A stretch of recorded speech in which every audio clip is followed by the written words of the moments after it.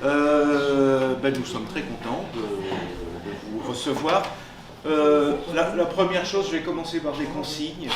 Si vous pouvez mettre vos téléphones en sommeil ou les éteindre, enfin bref, qu'ils ne sonnent pas intempestivement pendant la soirée, merci. Ce soir, c'est donc le deuxième volet d'un cycle qu'on a commencé la semaine dernière. Et Frédéric, qui animera la table ronde, vous fera un petit résumé des épisodes précédents, enfin, remettra tout ça dans l'ordre. Moi, je veux juste, comme je le fais à chaque fois, ou moi ou un autre des membres de l'Université populaire, rappeler ce que c'est que l'Université populaire, une association loi de 1901, reconnue par l'État d'éducation populaire, agréée par l'État, une association uniquement composée de bénévoles, et tous les intervenants de l'Université populaire sont également des bénévoles. Une association qui existe depuis novembre 2015, donc voilà, on aura 7 ans à la fin de l'année, on en a 6, et là nous arrivons à la fin de notre 6e saison d'action. Les actions, c'est quoi les actions à l'Université populaire? Ça peut être des conférences, des tables rondes comme ce soir, des projections avec des débats, enfin les formes sont assez multiples, des ateliers, il nous est arrivé d'avoir des séries d'ateliers aussi. Le principe de l'Université populaire, c'est que c'est une université nomade, donc nous intervenons dans des endroits très très différents, assez régulièrement ici au pôle universitaire, puisqu'on a un partenariat avec la fac de Niort, assez régulièrement dans les centres socio-culturels, mais aussi dans des salles municipales et sur tout le périmètre de l'agglomération, de la communauté d'agglomération. Un autre des principes de l'Université populaire, c'est que tout ce que nous faisons est gratuit. Alors vous avez vu, il y a une petite boîte à l'entrée pour ceux qui veulent, ceux qui peuvent, mais le principe, c'est que tout est gratuit. Et puis, dans les autres principes que nous essayons de mettre en place assez systématiquement, c'est que nous ne travaillons pas seuls. Nous montons des partenariats. Les actions que nous montons viennent de nos envies aux membres de l'équipe. Tiens, moi j'aimerais bien en savoir un peu plus sur ça, Et à ce moment-là, un petit groupe de l'équipe commence à réfléchir sur la question. C'est ce qui s'est passé sur la question des ordures ménagères. Et ensuite, on monte une opération et on se dit avec qui on pourrait travailler. Et donc, à ce moment-là, on essaye de mettre en place des partenariats. Voilà. Je ne vais pas en raconter beaucoup plus sur l'Université populaire. La prochaine rencontre de l'Université populaire, c'est... vous avez les programmes. Voilà, c'est quand ? Hein, c'est quand ? C'est sur l'accès aux terres agricoles, si je ne me trompe. Voilà. On s'est posé la question de comment un agriculteur peut-il aujourd'hui récupérer des terres agricoles. Voilà. Mais ça, on y reviendra un peu plus tard. Et je laisse Frédéric vous présenter la soirée. Merci. Merci beaucoup. Bonsoir à tous et à toutes. Donc c'est la deuxième soirée dans le cadre de ce que nous appelons notre action sur les déchets. Donc il y a 2 semaines, je crois reconnaître dans la salle pas mal de personnes qui étaient là avec nous il y a 2 semaines. Nous avons une intervention de Thomas Rogom sur les déchets. C'était un petit peu sous forme de cours, sans que ce soit péjoratif de dire ça. Et Thomas nous a laissé un PowerPoint, un document qui est très intéressant et qui est visible sur le nouveau site internet de l'Université populaire qui s'appelle, alors Tony va me le confirmer, c'est upniortais.fr, c'est ça? Oui, upnior, voilà. upnior.fr. Donc ce soir, c'est le deuxième volet de ce thème sous forme de table ronde et avec des intervenants qui vont nous faire part de leur expérience respective dans le domaine. Donc je vous présente juste à ma droite, Émilie Guichard, qui est psychologue sociale, c'est ça, voilà, et qui fait une thèse sur la compréhension des comportements en matière de gestion des déchets des particuliers. C'est bien ça? Voilà, donc Émilie fait cette thèse dans le cadre du Grand Potier, mais ce soir c'est à titre personnel de doctorante qu'elle est là et elle ne représente pas l'institution qui l'emploie, avec laquelle elle travaille. Céline Martinez, tout à ma droite là-bas, voilà, qui est directrice adjointe du service des déchets de la Cannes et qui est plus spécialement chargée du traitement des ordures ménagères. Voilà. À sa gauche, Philippe Hoffmann, directeur adjoint également du service des déchets de la Cannes, mais chargé, lui, de la prévention et de la collecte. C'est ça, c'est ce que j'avais noté l'autre jour. Hein. Voilà, d'accord. Et puis José Frémondière, de l'association du groupe Zéro Déchet en Pays Niortais, qui est un groupe local de l'association Zero Waste France, c'est ça, hein. Et donc je lui demandais tout à l'heure, je lui disais, il me semble avoir aperçu cet après-midi qu'il y avait un nouveau groupe en constitution à Bressuire, mais bon, il n'est pas au courant. Donc voilà. Je vais revenir vraiment en quelques mots. Comment ? C'est une bonne nouvelle, Néron. Voilà. Je reviens très rapidement sur la soirée d'il y a 2 semaines. Et de ce que moi j'en ai retenu, alors ça tient vraiment en 5 lignes, alors que c'était un exposé qui était très très complet, mais en tous les cas c'était pour moi clair. J'en ai retenu que le meilleur déchet est celui qu'on ne produit pas, que la production de déchets est inéluctable, que les déchets ont toujours existé, mais pendant bien longtemps ils étaient biodégradables, donc ce qui n'est plus le cas maintenant. Que les premières lois datent de 1915 avec, dans un premier temps, avec comme objectif de rendre l'air et l'eau plus propres, et qu'une nouvelle série de lois en 1992 a commencé à encadrer le traitement des déchets, sachant qu'on est passé de la notion de « je me débarrasse » à « qu'est-ce qu'on peut en faire ». Voilà. J'avais noté un chiffre, alors je ne suis pas certain d'avoir bien noté, ça me paraît un peu élevé, mais vous allez me dire. En 2017, chacun d'entre nous produisait 4,9 tonnes de déchets par an. Alors, ça vous paraît réaliste? Non?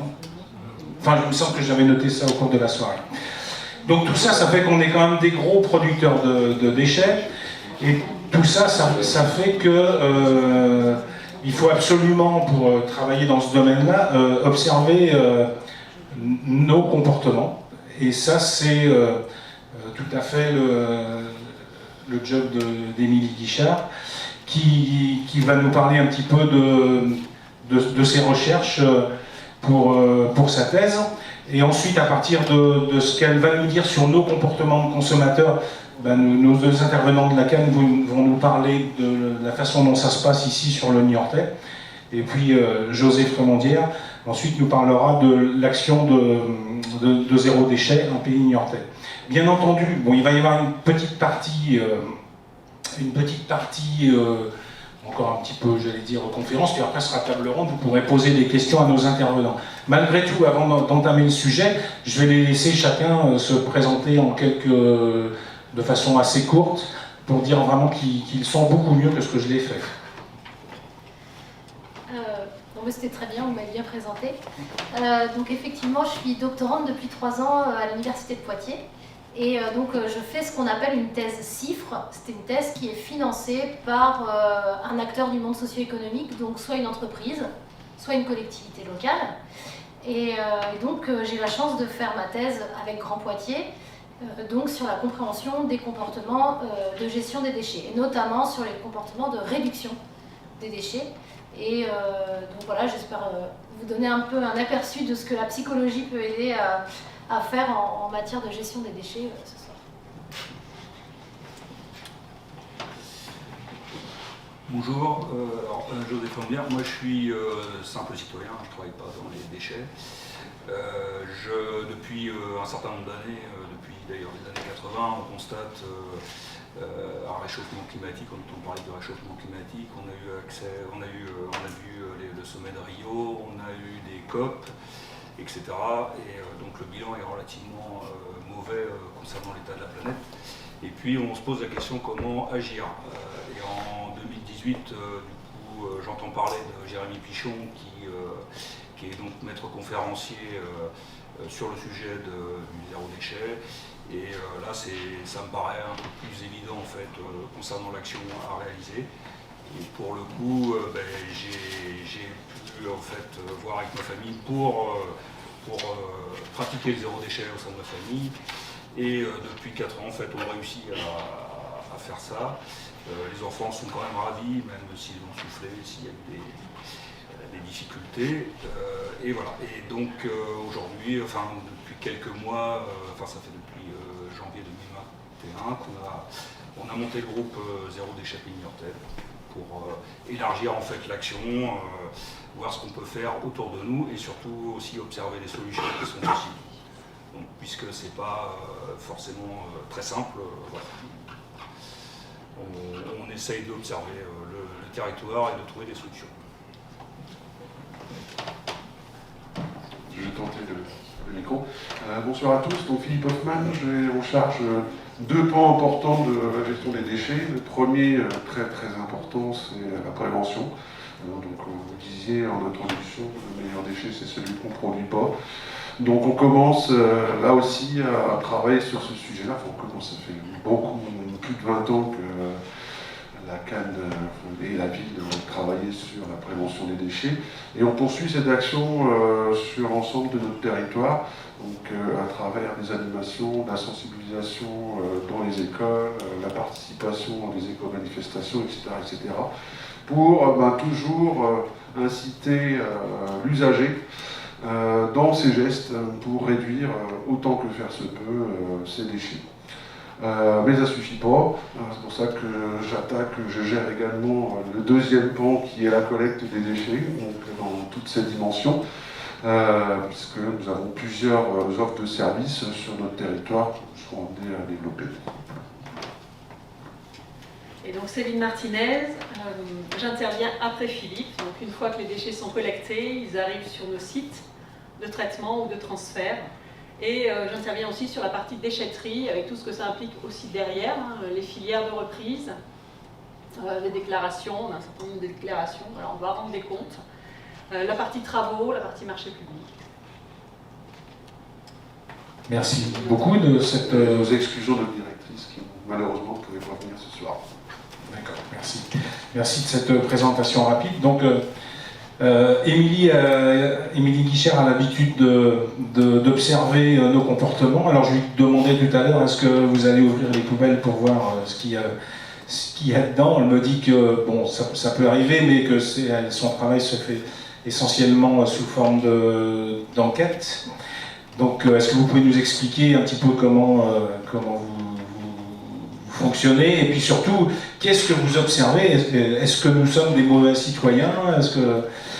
Quel est notre comportement? Alors, donc effectivement, mon travail, moi, c'est de comprendre, c'est-à-dire que la première partie de ma thèse, ça a été d'abord de comprendre qu'est-ce qui détermine le comportement de gestion des déchets. Donc, c'est-à-dire, qu'est-ce qui freine ou qu'est-ce qui motive les gens à trier ou à réduire la production de leurs déchets. Donc cette compréhension, pour obtenir en fait plus de compréhension sur ces comportements, effectivement j'ai mené une grande enquête sur toute la Vienne et en fait en posant tout un ensemble de questions.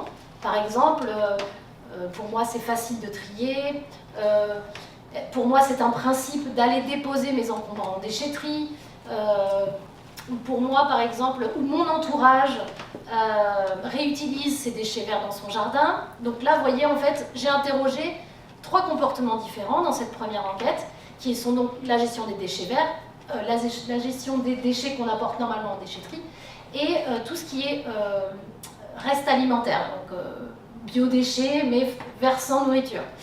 Et sous un ensemble de facteurs psychosociaux,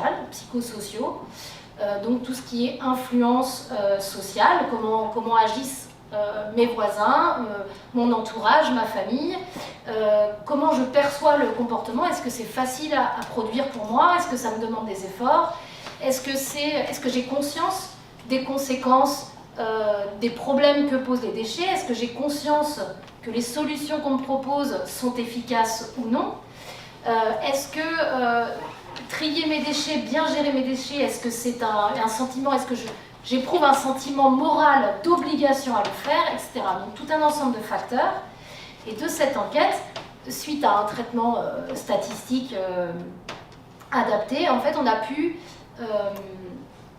on a pu obtenir comme ça donc, les facteurs qui étaient le plus importants, qui expliquaient le plus que certains trient et d'autres ne trient pas.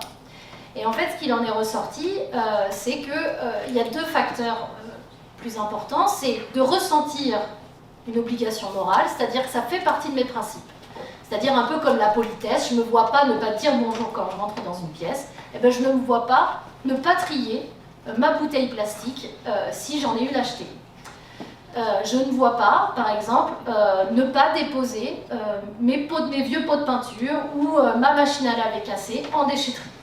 Ce sentiment d'obligation morale, qu'on appelle aussi norme personnelle, c'est un facteur qui va encourager fortement la personne à agir. On peut se dire, ben oui, c'est normal, si je me sens obligée moralement de le faire, ben, je vais le faire. Sauf qu'il y a un autre facteur qui interagit, enfin, il interagit, du moins il rentre dans l'équation. Je pèse mes mots parce que la psychologie sociale est une science, et donc on n'avance pas des relations qui n'existeraient pas, mais en tout cas, il y a un autre facteur qui intervient, c'est le fait de se sentir capable, de trouver ça facile. Et là, il y a tout un ensemble de critères d'en trouver facile. C'est-à-dire, est-ce que j'ai une voiture pour aller en déchetterie? Est-ce que j'ai un broyeur pour broyer mes déchets verts? Est-ce que physiquement, je me sens capable de gérer mes déchets de la façon dont on l'attend? Est-ce que je sais où trouver l'information? Est-ce que je considère que la collectivité, l'organisation de la collectivité m'aide suffisamment? Est-ce que je sais où stocker mes déchets, etc., etc. Et ça, ce sentiment, on appelle ça aussi l'auto-efficacité, ce sentiment-là de se sentir capable, de se sentir facile, eh bien parfois, quand il n'est pas très élevé, même si c'est pour nous un principe de bien gérer, eh bien en fait, il vient un peu se confronter à nos valeurs, à nos principes, et donc du coup, on produit moins le comportement. Et donc ce qui s'est passé, c'est que j'ai commencé ma thèse, j'ai d'abord interrogé ces trois comportements, et puis en fait, on sait très bien comment ça se passe dans les services, enfin, on sait pas toujours très bien, moi j'ai découvert, dans les services, parfois on est pris par l'enjeu du moment, et l'enjeu du moment, ça a été les restes alimentaires. Et là, ce qui a été assez étonnant, en tout cas pour le service pour lequel je travaillais, c'est qu'un des facteurs qui expliquait le plus qu'on ne trie pas ces restes alimentaires, c'est que c'était compliqué. Enfin, pour les gens, en fait, le principal frein, c'est que c'était compliqué de stocker chez eux. C'est-à-dire qu'ils pouvaient bien avoir un jardin, un composteur dehors, etc., ou même des composteurs publics disponibles dans leur quartier, mais tant que les gens trouvaient ça compliqué de stocker chez eux, ils ne triaient pas leurs restes alimentaires. Donc voilà, ça c'est un premier résultat qui a orienté l'accompagnement qui a été proposé par la suite par le service déchets sur un ensemble de communes du territoire de Grand Poitiers. Et donc en fait, ce qui est super vraiment quand on fait une thèse appliquée, c'est de pouvoir obtenir des résultats et qu'ils soient appliqués, mis en place directement dans l'accompagnement qui est proposé par le service. Et alors ce qui a été très étonnant, c'est qu'il y a une très forte conscience que les déchets sont un problème. Alors après, on a un petit peu des biais dans nos panels, hein, il faut le savoir. Hein. Tout le monde ne répond pas aux enquêtes, tout le monde ne se sent pas légitime de répondre à une enquête.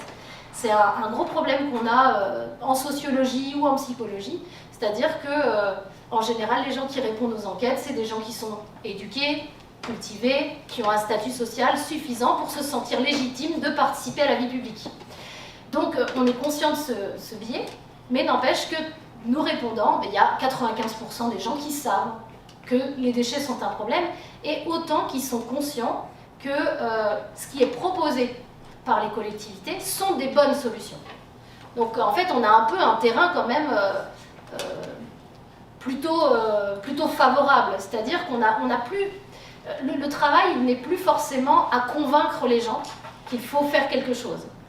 Mais en tout cas, ce qu'a montré cette enquête, c'est plus, maintenant il faut accompagner les gens.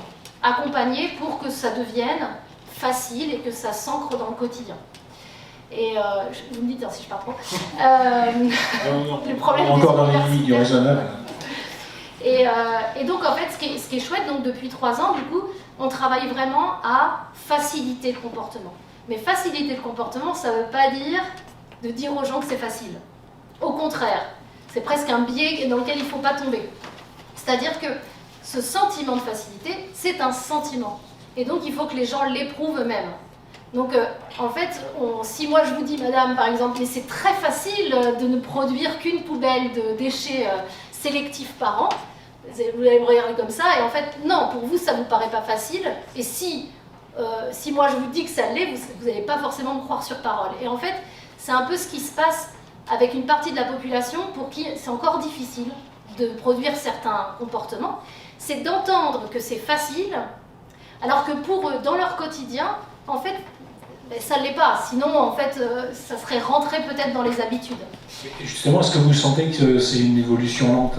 On en parlera tout à l'heure avec Philippe Hoffman et Céline Martinez, mais bon, à Niort, ça fait 20 ans qu'il y a le tri sélectif, donc on est peut-être l'expérience à part. Donc, mais vous aujourd'hui, par exemple, sur Poitiers, ce que vous ressentez, parce que bon, il y a 15 jours, enfin moi je citais un petit peu mon cas personnel, hein. Je suis arrivé à Niort il y a 20 ans, j'arrivais d'une ville où il y avait une poubelle, et je suis arrivé, j'ai vu 4 poubelles dans la cour, je me suis dit, mais je me suis fait exactement la même réflexion, en me dire, on n'y arrivera pas. Quand j'avais de la visite de gens qui venaient d'ailleurs de Niort, ils me disaient, mais vous êtes complètement fou ici, quoi. Et est-ce que justement, on sent l'évolution des mentalités, en 3 ans, puisque je crois que ça fait 3 ans que vous travaillez sur le sujet, est-ce que vous sentez que ça bouge un petit peu dans les têtes, quoi? Alors, en fait, c'est marrant parce que moi, j'ai grandi à Niort, j'habite à Niort, je connais les 4 poubelles depuis, j'ai l'impression depuis toujours. Et donc, en fait, on voit bien à quel point c'est vraiment l'organisation qui va construire les habitudes. C'est parce qu'un service impulse des comportements qui sont acceptés par la population. Ça, c'est vraiment un critère qui est important. Mais à mesure, en fait, les gens respectent les consignes et ça devient normal. Et quand on va dans une ville comme Poitiers, on se dit « Waouh, qu'est-ce qu'ils font ici ?» C'est fou, ils mettent leurs poubelles sur le trottoir. Donc, moi, j'ai eu la chance, en fait, de voir l'extension de consignes s'appliquer sur un territoire. C'est-à-dire que Poitiers, l'extension de consigne existe depuis 2012, donc l'extension de consigne, c'est de dire aux gens, n'importe quel emballage va dans la poubelle jaune. Donc à Niort, je ne sais pas quand est-ce que c'est arrivé, mais 2016. Là, sur un des territoires, donc autour de Lisignan, ça a été mis en place l'année dernière. Et donc, en fait, je peux constater ce comportement, enfin cette évolution. Et effectivement, en fait, l'extension de consigne, c'est vraiment un bon exemple de la simplification d'un comportement. C'est-à-dire que là, on n'a même plus de décision à prendre. C'est la question, c'est un emballage ou pas, une majorité des gens peuvent y répondre. Et donc, la décision de je jette dans la poubelle jaune ou dans la poubelle noire est beaucoup plus facile à prendre. Et ça, c'est vraiment un exemple de facilitation du geste.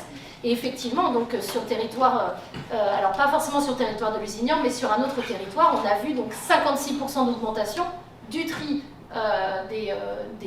du sélectif augmenté grâce à la simplification de consignes. Alors c'est aussi parce que le territoire acceptait plus de types de plastique, mais on voit que en fait, rien qu'en simplifiant une consigne, en fait, les comportements suivent.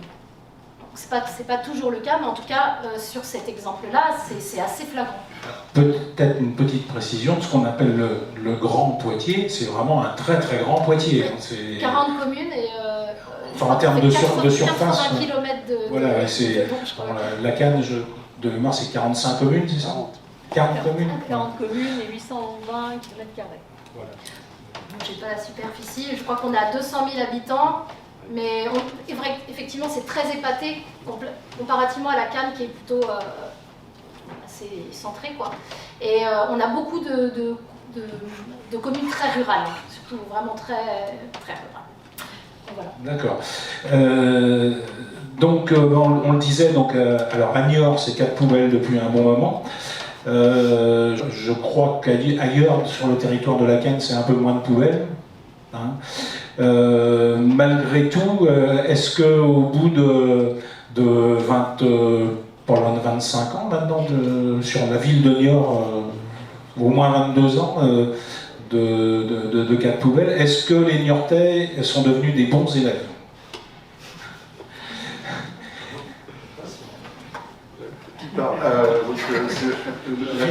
Philippe Hoffman. Ouais. Donc, alors, oui, effectivement, depuis 20 ans, voire presque 30, les Niortais trient leurs déchets, et c'est très bien. On a suivi bien évidemment les évolutions des comportements de tri. Pour autant, c'est jamais assez. Voilà, donc on a plusieurs services différents en route. Alors, le premier, vous connaissez, il est un petit peu, il a fait référence il y a 20 ans, c'était la collecte des déchets verts. Mais la collecte des déchets verts, à l'époque, était plutôt faite pour libérer l'unité d'incinération existante des déchets verts. Donc c'était pas la peine de déshydrater les déchets, c'est qu'au final, de toute façon, les déchets, on les avait derrière dans les poches fer. Donc une vraie catastrophe, mais aucun intérêt. Donc la première utilisation de la collecte des déchets verts, ça a été celle-ci. Ça a très bien pris. Donc, en plus, on avait la chance, on l'a toujours, d'avoir une typologie d'habitat avec 64 ou 65% de pavillonnaires. Donc, au final, les déchets se sont retrouvés dans les poubelles qu'on a dû traiter sur une plateforme de compostage qui a été quasiment doublée en termes de superficie, si je ne me trompe pas, depuis. Pour autant, nous aussi on regarde de temps en temps dans nos poubelles, et la dernière fois qu'on a regardé dans nos poubelles, c'était en septembre de l'année dernière, et on a fait ce qu'on appelle une analyse de déchets, un DECOM, donc c'est une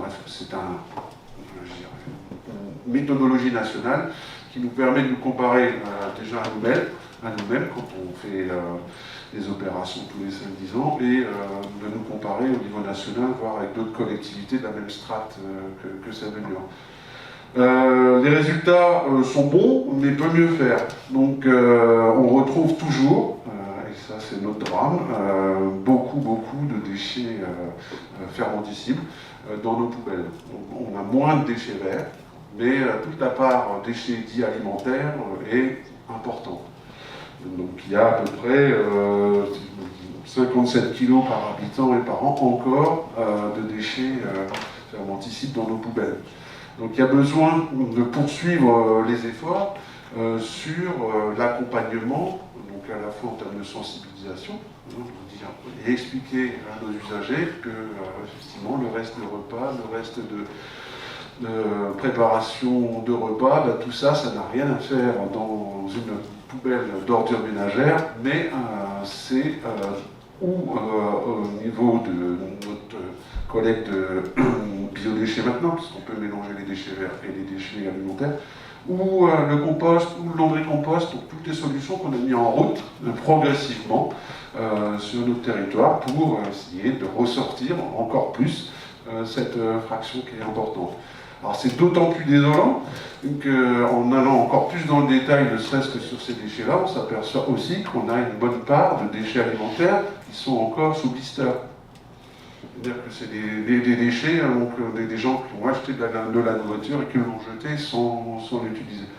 Alors, en plus, c'est désolant quand on y regarde, et c'est un déchet, quand il reste sous blister, qui est juste pas... qu'on ne peut pas valoriser. Voilà. Donc on a encore des efforts à faire sur la partie fermentescible, et on a encore des efforts à faire sur la partie plastique et déchets dits sanitaires, donc textiles sanitaires. Voilà, donc ça c'est peut-être aussi l'effet Covid, donc, qui a fait lever ces tonnages-là, donc entre les masques et puis tous les produits d'hygiène qui ont eu une forte consommation, on les a retrouvés, nous, cette année, en 2021, dans nos poubelles d'ordures ménagères. Et c'était la consigne aussi qu'on donnait, donc les masques, vous les mettez dans les ordures ménagères, vous ne les mettez pas ailleurs, parce qu'il y a un peu de problème de contamination possible. Voilà. Alors, sur le point précis des masques, il n'y a pas de technique de récupération, si on peut dire, particulière. Enfin, je pense qu'on est tous confrontés à ça, à se demander nos masques. Est-ce qu'on en a un sac plein à la maison et qu'est-ce qu'on en fait? Est-ce qu'on les jette au fur et à mesure dans la poubelle tout venant? Enfin, Alors aujourd'hui, il existe des sociétés qui récupèrent et qui valorisent les masques. On n'a pas de point aujourd'hui de collecte sur ce type de déchets-là. Donc on les met dans la poubelle de tout venant, ça part au recyclage. D'accord. Je demandais, parce que là on vient de parler des déchets et de poubelles bien pleines, mais j'osais vraiment dire, vous, c'est des poubelles bien vides, si j'ai bien compris, chez vous. Oui, on essaye dans la mesure du possible. Alors effectivement, le compost est important. A priori, ça semble diffusé quand même dans la population, mais visiblement pas tant que ça. Alors on essaye effectivement de limiter les poubelles. On peut arriver à une poubelle par an presque, si on structure son alimentation en fait, en utilisant du vrac par exemple, en allant chercher de la viande à la coupe, fromage à la coupe, ce qu'on pratique beaucoup dans les marchés en fait. Donc effectivement sur la partie alimentaire, on peut réduire fortement en fait son impact. Alors on parle de la partie alimentaire, on va aussi parler de la partie cosmétique où on peut faire ses produits, on peut à base de savon solide au lieu d'avoir des flacons, donc éviter, par nature en fait le stockage sous forme d'eau est mauvais pour l'environnement en fait. Donc sur la partie cosmétique, oui, les savons, le dentifrice solide aussi peut limiter le tube de dentifrice qui est quand même très très polluant, qui en fait dans son process de fabrication a plusieurs couches de plastique, d'alu, etc. Donc d'autres actions elles sont multiples, mais on peut utiliser le stop pub par exemple. Vous permet de limiter votre taux de papier dans la boîte aux lettres. Il y a plein de formes en fait qui permettent de réduire en fait au quotidien les déchets. Néanmoins, comme le disait Émilie tout à l'heure, quand on dit aux gens vous pouvez ne faire qu'une poubelle par an, les gens ils regardent avec des yeux comme ça, mais vous réussissez à le faire ou pas? La question, quand on lit un peu sur le sujet, ce qui est intéressant, je pense, dans le déchet, c'est de voir l'aspect global. C'est-à-dire qu'un déchet, c'est non seulement polluant, sur ce qui est artificiel, les plastiques, les différents objets, en fait, si vous les laissez dans la nature, ils vont se dégrader et polluer les nappes d'eau, les milieux marins. Et en fait, donc c'est polluant, le déchet, c'est aussi, il faut se rendre compte de l'impact en termes de gaspillage de ressources. Par exemple, une brosse à dents qui pèse quelques grammes représente 1,5 kg de matière à l'origine. Une voiture de 1 tonne équivaut à 70 tonnes de matière. On peut passer tout le scope. Donc c'est intéressant de se dire, quand on pense à un déchet, de se dire quand je vais jeter, je jette en fait derrière tout un volume. Donc il y a cette notion-là de gaspillage de ressources. Et la dernière notion, je pense, qui est intéressante aussi, comme on est dans une période de réchauffement climatique, c'est que le déchet, dans sa fabrication, dans sa distribution, dans sa fabrication, on va aller extraire en fait des matières minérales, on va extraire des ressources aussi renouvelables. Tout ça nécessite beaucoup d'énergie, le fait de fabriquer nécessite de l'énergie, acheminer vers les grandes surfaces nécessite de l'énergie. Et ensuite, si on va jusqu'au bout du recyclage, on a encore beaucoup d'énergie. Donc je pense que la compréhension du déchet dans son ensemble permet, c'est une prise de conscience à un instant. D'accord. Donc c'est une transition toute trouvée pour demander à Céline Martinez, une fois que la poubelle... c'est vrai que je pense qu'on est nombreux à se poser la question, quand on voit le camion passer dans la rue, de se dire, selon la couleur de la poubelle, en tous les cas, le vert, on sait où ça va, les déchets verts, on sait où ça va. En revanche, la poubelle jaune, on ne sait pas forcément, et la poubelle orange ou mauve, selon les containers, on ne sait pas non plus de trop où ça va. Donc si vous pouvez nous expliquer, en prenant l'exemple de la canne, Oui, bien sûr. Aujourd'hui, la communauté d'agglomération du Niortais gère 77 000 tonnes de déchets pour 120 000 habitants. Ce qui fait à peu près 630 kilos par habitant par an. Parmi ces 77 000 tonnes, vous avez 24 000 tonnes qui sont alors c'est des données 2020, 2021 n'est pas encore consolidé. 24 000 tonnes qui sont issues de la collecte en porte-à-porte des ordures ménagères, c'est-à-dire le bac gris, orange. Ces déchets, une fois collectés par les équipes de collecte des déchets, sont transférés sur le site du Vallon d'Arty. Alors le site du Vallon d'Arty, vous le connaissez sûrement, sa façade c'est la déchetterie de Niort.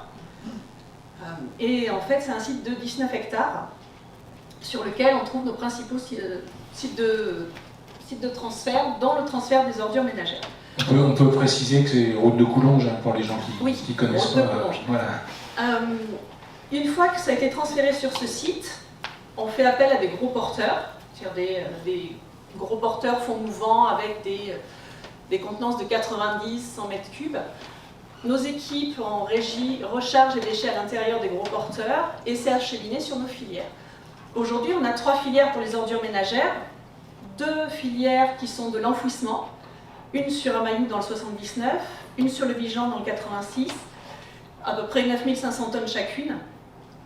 Et la dernière, c'est le tri mécano-biologique de Chandelier. Voilà, où on a 4800 tonnes. Ensuite, vous avez la collecte en porte-à-porte de vos bacs jaunes et des bornes d'apport volontaire jaunes, qu'il y a un peu partout sur le territoire. Ça représente à peu près 6000 tonnes à l'année. Ces 6000 tonnes vont être transférées également sur le site du Vallon d'Arty. Et une fois sur le site du Vallon d'Arty, même principe, on les recharge dans des gros porteurs et c'est emmené sur le centre de tri des emballages de Poitiers. Et sur le centre de tri des emballages de Poitiers, donc c'est un process industriel largement mécanisé, mais pas que, il y a encore du tri manuel qui est fait. Et sur ce centre de tri, on va séparer la part aluminium des emballages, la part acier de l'emballage, les différentes résines de plastique, les films plastiques, qui sont appelés à la consigne aujourd'hui, depuis 2016, et les barquettes, les cartonnettes, pardon, et puis aussi tout ce qui est, j'en ai oublié, les briques alimentaires. Et donc ensuite, chaque résine et chaque flux, chaque matériau a une filière de valorisation spécifique. Ça, c'est pour les collectes qu'on retrouve partout sur la collectivité. Ensuite, vous avez la collecte en porte-à-porte des fermentescibles, bac vert sur Niort et sur Choré. Ça arrive aussi sur le site du Vallon d'Arty, et sur ce site, donc c'est à peu près 6600 tonnes à l'année, et sur ce site, on a une plateforme de compostage. Et votre fraction fermentescible des ordures ménagères rejoint le déchet vert des déchetteries. Il y en a une partie qui va être broyée et fournie aux agriculteurs directement. Et il y en a une autre partie qui va être compostée et transformée. On fait 4400 tonnes de compost à l'année, qui est normé et qui est remis à la disposition pour les 3/4 en déchetterie. Pour tous les usagers de la canne et gratuitement. Et il y en a un quart qui part chez des professionnels, horticulteurs, agriculteurs, moyennant paiement. Ensuite, on a la collecte du verre, bouteilles et bocaux, uniquement. Bouteilles et bocaux en point d'apport volontaire et en porte-à-porte sur la commune de Niort. Donc là, on est à 4500 tonnes à peu près. C'est transféré sur le site du Vallon d'Arty, rechargé dans des gros porteurs, et ça va à Saint-Gobain emballage pour refaire de la bouteille. Ça, c'est pour les collectes porte-à-porte, point d'apport volontaire. Ensuite, on a une grosse partie qui augmente d'année en année, c'est les déchetteries. C'est 38 000 tonnes de déchets chaque année, et les premiers chiffrages consolidés montrent encore une augmentation cette année. Et sur les déchetteries, donc on vous demande de trier par filière. Donc vous avez la ferraille, les métaux, vous avez l'huile de vidange, vous avez le bois, vous avez en tout 25 filières différentes sur une déchetterie. Et chaque filière a un repreneur agréé et va être envoyée en recyclage, en valorisation, à part la part tout venant. C'est-à-dire, une fois qu'on a trié tout ce qu'on pouvait trier sur la déchetterie, il reste la part de déchets ultime qui est envoyée en enfouissement à Caliton dans le 16. Oui. Excusez-moi, dans les 630 kg par habitant et par an, est-ce que la déchetterie est comprise? Tout est compris. Tout est compris. Absolument tout. Tout ce qui est collecté chez nous. Donc en fait, c'est une véritable chaîne industrielle. Je profite de la présence de M. Duzos, de l'association Gazard, parce que je l'ai repéré. Donc certes, on envoie dans des filières un peu aux quatre coins de la grande région Nouvelle-Aquitaine, mais on a aussi des repreneurs locaux. Et on a pour le coup expérimenté pendant quelques années une offre de service pour faire du réemploi. Donc plutôt que de jeter, essayons de réutiliser, de réparer certains déchets qui arrivent sur la déchetterie plutôt que de les envoyer directement dans les filières. Donc cette opération fonctionne bien. M. Dujos pourra annoncer ces chiffres, au moins sur cette année, mais effectivement, il y a un boom sur cette notion de réutilisation, réemploi, réparation. Et donc on va jusqu'à la mise en place aussi de Repair Café en partenariat avec les collectivités ou avec certaines associations, pour prendre cette conscience importante de se dire qu'avant de jeter, je regarde ce que je peux encore faire de cet objet-là. Il peut être réutilisé, relooké, retransformé pour faire autre chose, avant de le considérer comme un déchet définitif. Je t'en prie. Oui, effectivement, c'est toute une chaîne et on a toujours, pour rebondir aussi sur ce que dit Philippe, on a toujours à l'idée, ce qui a été très bien présenté dans la conférence du 8 mars, c'est-à-dire qu'en priorité 1, c'est la prévention, on ne produit pas le déchet, on cherche à ne pas produire. Ensuite 2, on prépare au réemploi, et c'est notamment tout le travail que fait Bazar. En 3, on valorise. Donc quand on recherche nos filières, quand on met en place des filières, effectivement que le déchet est là, si on ne peut pas réemployer, on va chercher à valoriser. Si on ne valorise pas, eh bien on va finir avec un déchet ultime, du coup, ça sera traité, voire enfoui. Alors l'autre jour, dans l'exposé de Thomas Rogom, il a eu cette phrase, alors je pense qu'elle est, je ne sais pas si elle était provocatrice ou si elle correspond à une réalité. Cette phrase, c'était de mémoire, si les collectivités locales, enfin au sens large du terme, faisaient aussi bien que les entreprises et les industriels dans le domaine des déchets, il y aurait du boulot de bien avancé, quoi. Qu'est-ce que vous en pensez? Il me semble qu'il a aussi dit qu'on avait une contrainte qui était haute, c'est qu'on doit faire participer l'ensemble de la population, voilà, et qu'on n'a pas juste à sensibiliser nos employés. Non, mais donc le sens de ma question, c'est quelle marge de progression, entre guillemets, vous avez alors, dans le domaine de l'éducation, enfin, ou de, je ne sais pas comment on dit, enfin, de l'éducation. Ouais. Alors, on a encore des marges de progression. Aujourd'hui, on fait à peu près, on voit à peu près entre 4000 et 5000 élèves dans les écoles, quand même, sur notre territoire, ce qui n'est pas rien. J'ai une petite équipe de 4 agents pour prévention et réduction des déchets, donc ils sont un peu sur tous les fronts, quoi. Alors, ils sont sur les fronts quand c'est la panique, parce que souvent, vous le savez, en ce moment, on a quelques difficultés pour collecter. Donc, qui dit problème de collecte dit appel en surnombre, numéro vert, les mails, les réseaux sociaux. Donc je mobilise en priorité mes agents pour répondre, voilà, donc à la population inquiète parce que le camion ne passe pas. Voilà, donc ça arrive. Donc on essaie d'être compréhensif aussi, d'expliquer le pourquoi. On essaie de rattraper aussi dès que c'est possible. Et ensuite, on mène des actions de sensibilisation auprès de tout public, y compris, pour une petite anecdote, on travaille avec des associations qui s'occupent des réfugiés sur le territoire de l'Aglo et de l'école de la deuxième chance, donc pour expliquer à ces personnes qui arrivent sur notre territoire, dans le cadre de leur intégration, comment je gère et je trie, je m'occupe des déchets que je vais générer sur mon territoire. Donc c'est très très important, ça mériterait d'être encore plus développé, mais bon, on fait avec les moyens que l'on nous met à disposition. Et j'ai la chance d'avoir des gens qui sont super motivés par leur métier, mais qui nécessitent aussi une compétence assez particulière, parce qu'il faut connaître toute la chaîne. Voilà. Donc ils interviennent également depuis de nombreuses années sur les erreurs de tri. Voilà, donc, quand les éboueurs nous signalent que certains usagers ne trient mal, donc on ouvre les bacs jaunes, on regarde ce qui se passe dedans, si on voit des erreurs de tri manifestes, ces informations nous sont remontées maintenant de manière un peu plus on va dire, numérique, puisque tous les camions sont équipés de systèmes de géolocalisation et de tablettes, donc on peut annoncer des erreurs de tri assez rapidement. J'ai les rapports à midi et généralement, soit ils interviennent dans l'après-midi, soit ils interviennent le lendemain auprès des usagers pour resensibiliser les usagers au bon tri.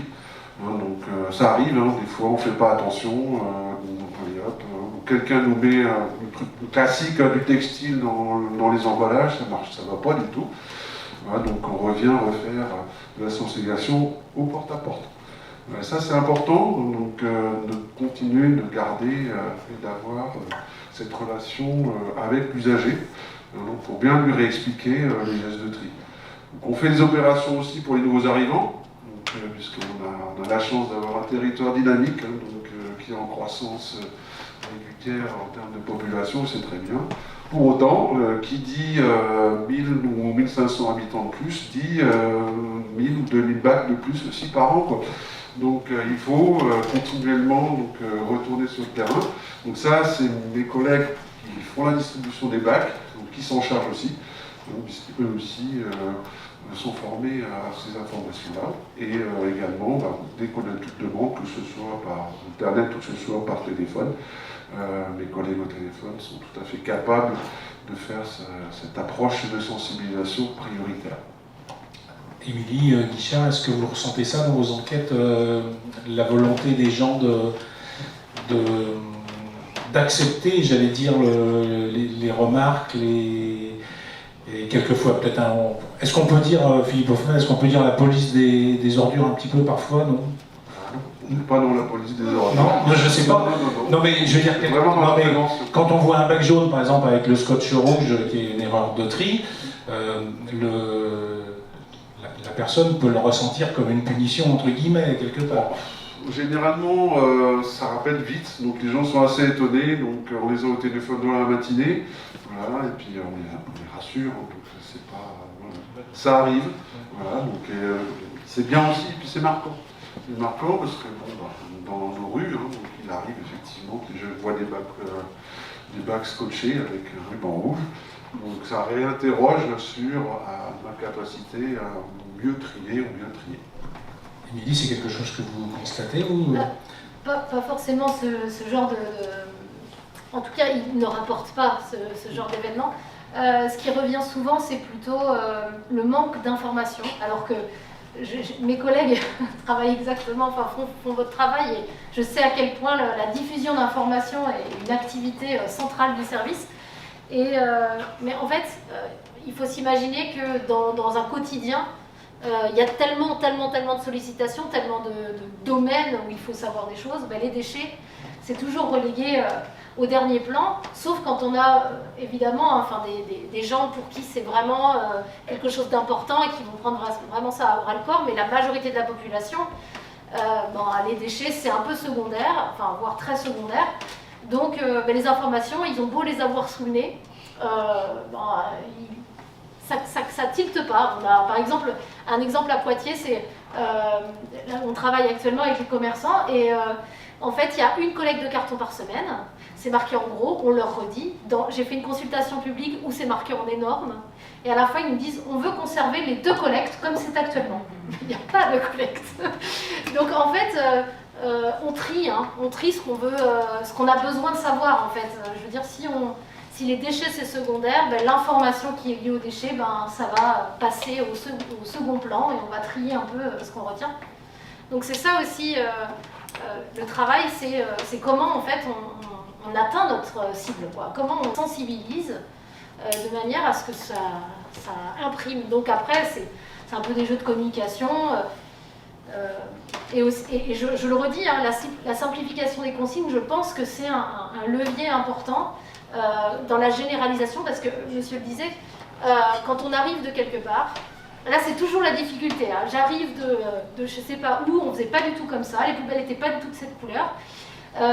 Si on a pareil, les locations, le tourisme, etc., c'est toujours la galère parce que il faut faire comprendre quelle consigne. Donc c'est vrai que la généralisation sur tout un territoire national des consignes va simplifier ce genre de choses. Je crois aussi qu'il va y avoir une généralisation des couleurs des bacs.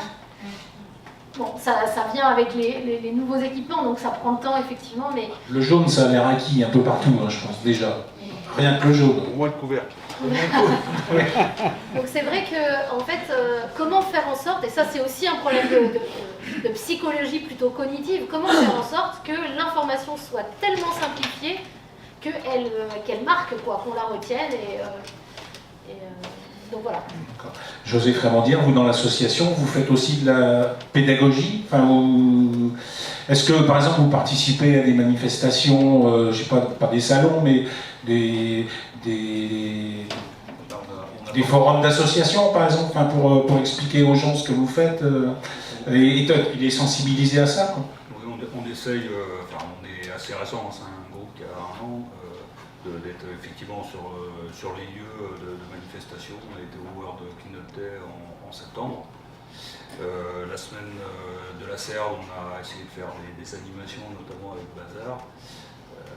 Et puis on a aussi des interventions sur le marché local de Souchet, où c'est des propositions d'articles faits do it yourself pour animer tout ça. Donc un des principaux points, c'est effectivement la sensibilisation en délivrant de l'information. Alors aujourd'hui, Zéro Déchet Pignortais a juste un site Facebook. Pour plus de détails, alors, on essaye de relayer un peu l'information autour des sujets du déchet. Et puis ce qui se passe en local, on essaye de valoriser les associations telles que Bazar, Vélo, il y a aussi Vent d'Ouest qui fait du compost. Donc il y a pas mal d'acteurs en fait qui existent, bien sûr avec la canne. On essaye aussi de valoriser les actions de la canne.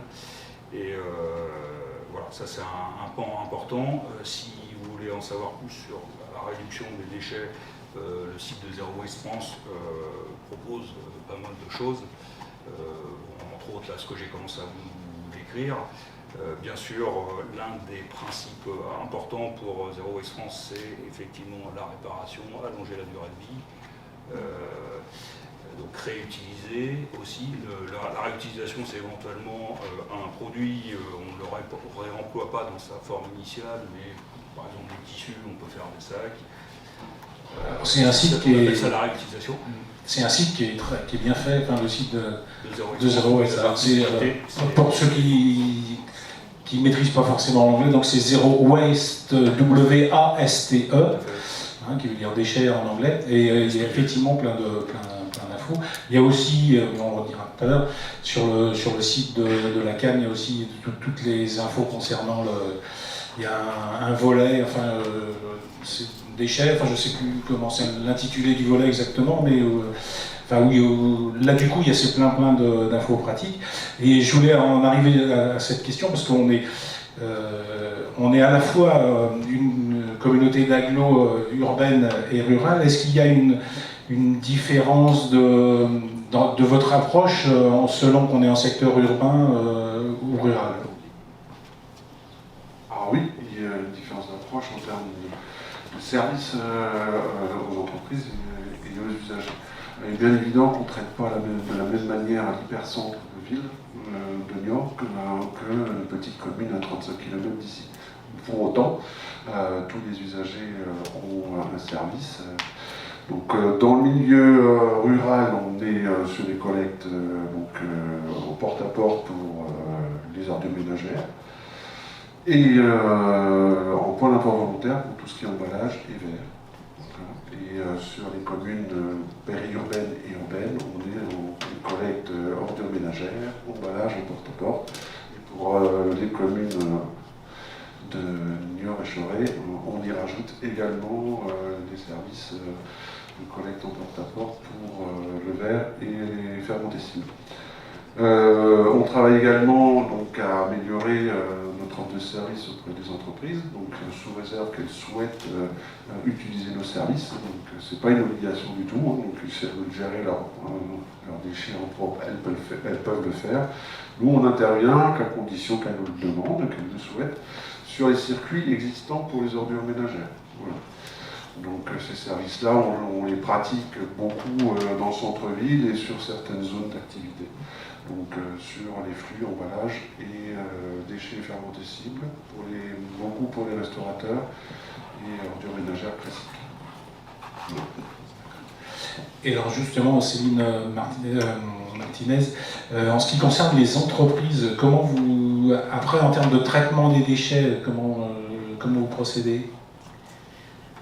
Alors il faut savoir que nous, on a la compétence prévention, collecte et traitement des déchets ménagers et assimilés. C'est-à-dire qu'on ne peut prendre en charge que les déchets dits assimilés, c'est-à-dire collectés avec des conditions techniques et en quantité équivalente à la production d'un ménage. Ce qui fait qu'ils se retrouvent dans le circuit, en fait, le même circuit que les ordures ménagères, avec le déchet ménager.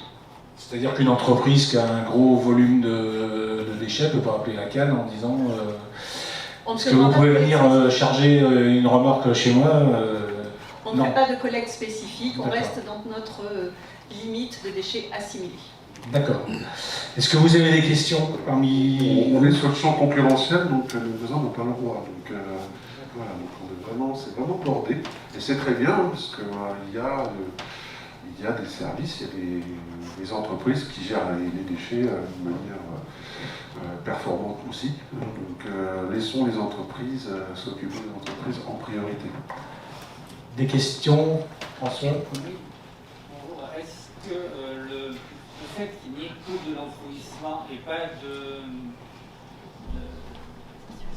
d'incinération, est-ce que c'est un choix ou est-ce que c'est simplement la conséquence de l'histoire?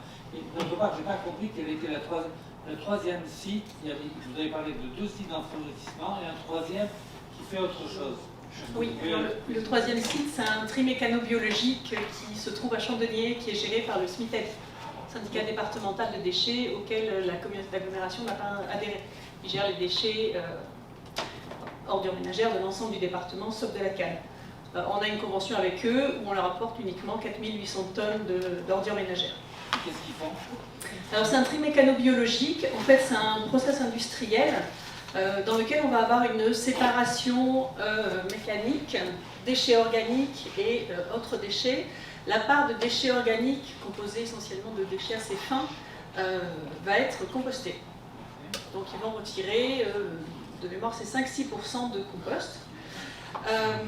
Et il y a une partie qui reste enfouie. Et vous avez une partie qui va être valorisée. Les métaux, par exemple, vont être extraits, ferreux, non ferreux, vont être extraits. Voilà, c'est un pré-traitement avant mise en décharge. C'est-à-dire qu'on baisse quand même de 50% la quantité de déchets enfouis. Et pas d'incinération. Alors, l'histoire veut que nous n'ayons pas d'incinération sur le territoire.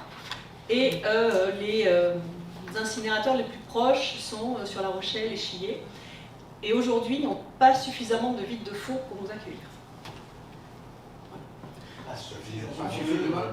De vides de four, c'est-à-dire qu'ils n'ont pas aujourd'hui la capacité de nous accueillir un tonnage de déchets. Et le département n'a pas d'ambition dans le domaine. Je sais que ce n'est pas forcément ses compétences, mais il n'y a pas de... Il n'y a pas de projet sur le département à ma connaissance. Oui, et j'avais une question sur les poubelles classiques à Touvenant.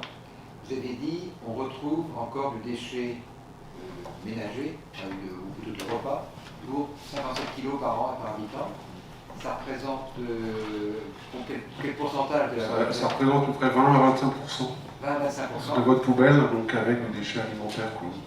Est-ce qu'on peut relier ce montant qui est encore important à la question que vous avez posée au début, madame, sur le fait que les gens ne savaient pas trier ou stocker ces déchets ménagers, les restes de repas? Est-ce que c'est un lien direct avec ce constat ou quelle est votre impression? Il faudrait pouvoir interroger la population, effectivement, pour comprendre un peu les freins. Peut-être que, je ne sais pas, historiquement, c'était avant tout des déchets verts. Peut-être que voilà, les habitudes ont plus été prises pour les déchets végétaux, mais peut-être pas forcément pour les... Alors, pour le coup, comme on l'a fait sur l'ensemble du territoire, donc ça couvre à la fois le Niortais qui dispose d'une collecte en porte-à-porte et à la fois le non-Niortais, voire d'autres Niortais qui n'ont pas ce service-là, mais qui utilisent les autres composteurs individuels qu'on a mis à disposition. Donc on est à peu près à 10 000 composteurs, c'est 11 000 composteurs de distribuer aujourd'hui. On en distribue entre 1000 et 1500 tous les ans en plus. Donc on a encore une marge de manœuvre, bien évidemment, mais ça ne suffit pas. Donc effectivement, il y a besoin là aussi de de revenir vers les usagers sur ce point-là. C'est pour ça qu'on lance cette année un appel à projet Tribio avec l'ADEME, pour vraiment focaliser sur ces déchets-là qu'il va falloir ressortir de notre ordure ménagère classique. Donc on est en train de développer également le soutien au broyage. Donc les usagers qui veulent donc se mettre à broyer leurs déchets de jardin, plutôt que de les mettre dans une poubelle pour qu'on les ramasse, c'est beaucoup plus bénéfique pour tout le monde, donc à la fois pour la santé économique de l'usager, celle de la collectivité pour l'environnement.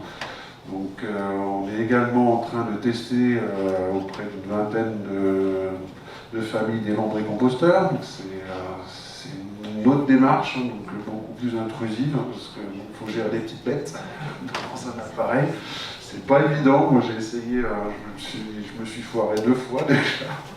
Voilà, donc, et puis c'est aussi des motivés qu'on a et qui seront des futurs ambassadeurs pour développer ce système-là.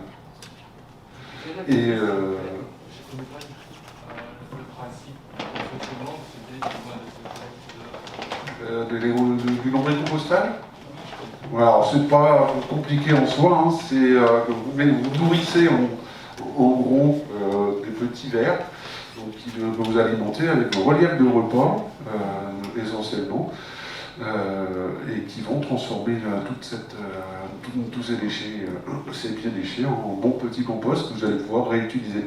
Donc on privilégie ce type d'équipement pour les familles qui n'ont pas de jardin. Donc ça peut se pratiquer en appartement sans problème et ça vous permet d'avoir donc le tonnage de compost tout frais que vous faites avec vos petites bêtes.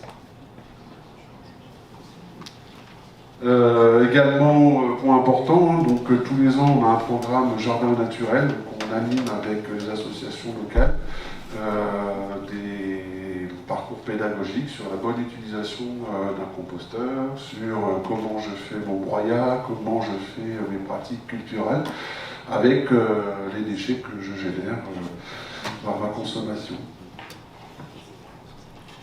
Oui, j'avais une question justement sur les biodéchets, parce que dans les quartiers où les personnes n'ont pas de jardin, ou même dans les immeubles collectifs, que ce soit en rural ou en zone urbaine, j'imagine qu'il y a une grande partie des personnes qui ne vous montrent pas forcément du lombricomposteur, et vous n'avez d'ailleurs peut-être pas la capacité de fournir ça pour tout le monde. Est-ce qu'il y a d'autres projets type compostage collectif? Tout à fait. J'allais venir, donc effectivement, on mène également des opérations de compostage collectif, donc on en a 5 sur le territoire en cours. Notre objectif, bien évidemment, c'est de le développer le plus possible. Donc on a conventionné avec l'association Ouest pour nous aider dans le suivi des sites, parce que ça mérite malgré tout un suivi particulier. Et notamment, ça mérite également de trouver ce qu'on appelle nous des référents de sites, donc des citoyens motivés donc, qui vont être là et vérifier que les autres usagers de ces équipements collectifs font des bons apports. On n'amène pas n'importe quoi au compost collectif, comme dans notre composteur. Il faut des pratiques de retroulement, il faut tester les températures et voir si la maturation du compost se fait nécessairement bien. Voilà, donc tout ça se fait progressivement. On en a eu qui fonctionnent toujours très bien. Il y en a d'autres où, faute de combattants, on les a fermés, parce que c'est pas la peine non plus de mettre des équipements qui ne sont pas mal utilisés. Et on développe ça maintenant sur la totalité du territoire. Je dis bien progressivement parce que ça mérite là aussi des moyens non négligeables pour l'organisation et le suivi de ces équipements collectifs. Donc ce que vous pouvez voir, c'est sur celui qui est géré par Ronde Ouest, sur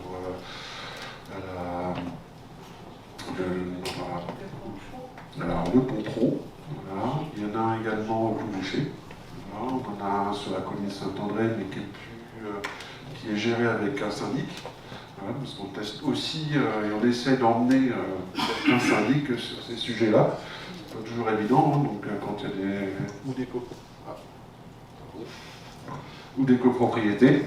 Donc on est aussi dans des phases un petit peu expérimentales et pédagogiques pour essayer de montrer tout le bien fondé aux opérateurs sur ces points-là. Donc, dernier point, puisqu'on a aussi des avis à donner sur les permis d'aménager et les permis de construire. Donc ça passe aussi par le service prévention.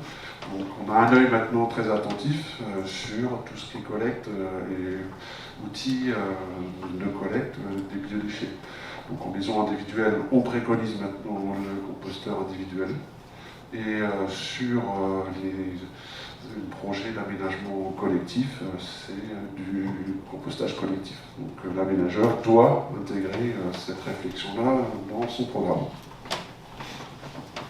Alors, deux questions. La première, si M. Frémondière est d'accord, est-ce qu'il peut nous parler un peu plus concrètement de son organisation pour arriver à zéro déchet? Parce que là, on est resté assez vague. Donc, dans votre organisation perso, sauf si ça vous dérange. Oui. Et le deuxième point, c'est l'aspect financier, c'est peut-être prévu après, mais comment est financé comment sont financés les ramassages et aussi qu'est-ce qui fait que j'ai entendu, moi, et j'ai lu des choses sur des choix de collectivités qui font payer au poids. Est-ce que ça, c'est des choix politiques ou voilà, deux questions différentes, mais... Alors on va demander à José Frémondière d'abord de... Ouais, alors c'est vrai qu'il y a, dans l'organisation familiale, il y a un investissement du mari qui est supérieur par rapport à, je pense, cette famille un peu classique. On fait nos yaourts, on va effectivement tout prendre en vrac, au maximum en vrac en fait. On va avoir beaucoup des repas un peu plus frugaux dans la réflexion, des choses plus simples. Qu'est-ce qu'on fait? On fait notre lessive à partir de savon en vrac, on fait nos pastilles à vaisselle, on fait du kéfir par exemple, donc pour éviter des sodas et des bouteilles plastiques, en ajoutant une qualité autre que le soda dans la consommation. Alors c'est quand même beaucoup alimentaire. Effectivement, le compost, on a beaucoup poussé sur le compost. Sur les déchets de viande, par exemple, on a des animaux, on a des chats, etc. Il reste parfois un peu de carcasse, etc. Donc je ne sais pas ce que proposent à terme les collectivités sur les déchets, parce que ça reste quand même encore une part à voir. Qu'est-ce qu'on fait? Enfin voilà, beaucoup de vrac, quand même de l'organisation. Par exemple, on va chercher notre pain avec un tote bag, un sac en tissu pour éviter les papiers, même si ce n'est que du papier, ça engendre, comme je vous expliquais, des flux de circulation, etc. Et ça, voilà, on s'en épargne. Voilà, dentifrice, on peut se le faire aussi. Le dentifrice, ça je pense que c'est intéressant, c'est quand même assez mauvais. Est-ce que vous voulez d'autres précisions? Et du coup, sur le vestimentaire, il faut s'interroger aussi de la rotation des vêtements, puisque on a des rythmes qui sont assez fous, même si on fait recours à l'occasion. Quand on y réfléchit et quand on voit certains reportages où les fringues, en fait, même si elles sont collectées, elles se retrouvent, je crois, à 70% de celles en Europe. Vous avez vu sur le front, je pense. Ouais. En Afrique, sur les plages du Ghana, est-ce qu'on est sur un bon système? Ça, c'est pour les filières européennes. Voilà. Tout ce qui est boîte de conserve, par exemple, vous ne prenez jamais de conserve, par exemple? Alors, on prend du verre, donc on a encore ça reste insatisfaisant. Sur ce qui existe, je sais qu'à Toulouse, il existe le Drive to Nul qui gère en fait un drive de bocaux et qui va donc récupérer les bocaux. C'est vraiment circulaire là. Nous on ne peut pas faire ça, mais ça peut être des solutions à terme à voir. Donc on bascule quand même sur du verre, on a un peu de verre. Mais le plastique, on essaie de l'éliminer. J'ai une interrogation moi sur les couvercles de bocaux. Je pense que ça c'est assimilé à la poubelles jaunes, enfin c'est comme ça qu'on pratique. Et c'est vrai que c'est très curieux de ne pas les récupérer en fait. Enfin, peut-être qu'on les récupère par alimentation, etc. Mais ça reste quand ils sont réinjectés ensuite dans la filière métal. Alors, j'en profite pour que... Les bocaux métalliques, vous pouvez les mettre dans la poubelle jaune. Le process de tri, en fait, un centre de tri, c'est équipé des monts de Foucault, et donc ces capsules et ces couverts de bocaux vont être récupérés et valorisés. Mais on aura probablement quand même une petite déperdition, puisque c'est quand même plastifié autour, etc. Donc c'est vrai que le principe, c'est vraiment du circulaire au maximum. Donc s'il y a des filières qui lavent les bocaux, enfin une des théories là, côté Zero Waste France, c'est quand même le verre, la consigne, le retour à la consigne, aussi bien sur des bocaux verts, mais peut-être des choses plastiques aussi éventuellement. Mais voilà, réfléchir en fait, la catastrophe c'est quand même le jetable. Donc l'un des principaux axes c'est effectivement de réfléchir à ce niveau. Je ne sais pas si ça vous... Si, merci beaucoup de votre témoignage, ça m'intéresse. Alors la deuxième partie de votre question, ça concernait le financement. L'autre jour, on avait vu avec Thomas Rogum les différentes possibilités. Je ne vais pas vous les citer parce que de mémoire, je suis sûr de ne pas les avoir toutes parce que c'est un peu compliqué. Entre les redevances, entre les taxes, entre plein de choses. Peut-être que vous pouvez nous expliquer comment ça se passe à la CAN et peut-être que vous avez aussi nous dire le budget global du service des ordures des déchets pour la communauté d'Aglo. Aujourd'hui, le service de collecte de traitement des déchets ménagers est financé sur la base de la TEOM, taxe d'enlèvement des ordures ménagères, donc, qui a été évoquée le 8 mars. Et il est calculé sur la base de la valeur foncier bâti de l'habitation. Donc la collectivité fixe un taux, et ensuite ce taux est repris et multiplié avec la valeur foncière de l'habitation. Et ensuite ça apparaît sur la taxe foncière. Donc c'est sur cette base qu'est très majoritairement financé le service déchets. Après on a un complément qui se fait sur la redevance spéciale, qui est pour une partie des professionnels qui utilisent notre territoire. Au-delà d'un certain volume, on leur applique une redevance spéciale. Mais majoritairement, c'est la TEOM. Juste une question pour savoir si j'ai bien compris. Si ça apparaît sur la taxe foncière, les gens qui sont locataires ne participent pas? Alors le propriétaire a la possibilité de refacturer cette partie. En fait, c'est répercuté sur les charges, Tout à fait. sur les charges locatives. Enfin, c'est un calcul un peu compliqué quand on est propriétaire, mais oui, effectivement. Donc, d'une manière générale, là aussi, donc les dépenses, le coût de l'ensemble de notre service, donc prévention, collecte et traitement, est de l'ordre de 19 819 000 euros par an. Donc, il est plutôt stable. À notre charge d'améliorer bien évidemment ces coûts-là, puisque les coûts, soit de transport, les coûts de traitement, les masses salariales, etc., augmentent comme dans toute entreprise et toute collectivité. Donc on est là aussi toujours en recherche de solutions et en recherche d'optimisation de nos moyens pour éviter bien évidemment l'augmentation éventuelle de notre taxe. Alors, je profite de la présence, bien qu'Émilie n'intervienne pas ici ce soir en tant que représentante du Grand Poitiers, mais vous savez peut-être sur le Grand Poitiers quel est le mode de financement, si c'est la même chose. Oui. Oui, il me semble que c'est la même chose. D'accord. Alors de mémoire, parce que votre question en fait c'était la levée au poids et... Oui, c'est-à-dire l'aspect financier de mémoire, ce qu'avait dit Thomas Rogum l'autre jour, il y a aussi effectivement l'enlèvement à la pesée, hein, c'est ça, dans certaines régions. Il y a une puce sur la poubelle et je pense qu'il y a un capteur de poids sur le camion. Et puis il y a aussi le forfait, si on peut dire, c'est-à-dire que vous payez un forfait tous les ans avec un certain nombre de ramassages et que les ramassages supplémentaires sont facturés à des prix très divers selon les endroits où ça se passe. Il y a peut-être d'autres... je pense que c'est à peu près tout. Hein, ce qui oui, c'est ça. Donc, ça reste vraiment un choix politique. Aujourd'hui, sur la BRTC et la taxe.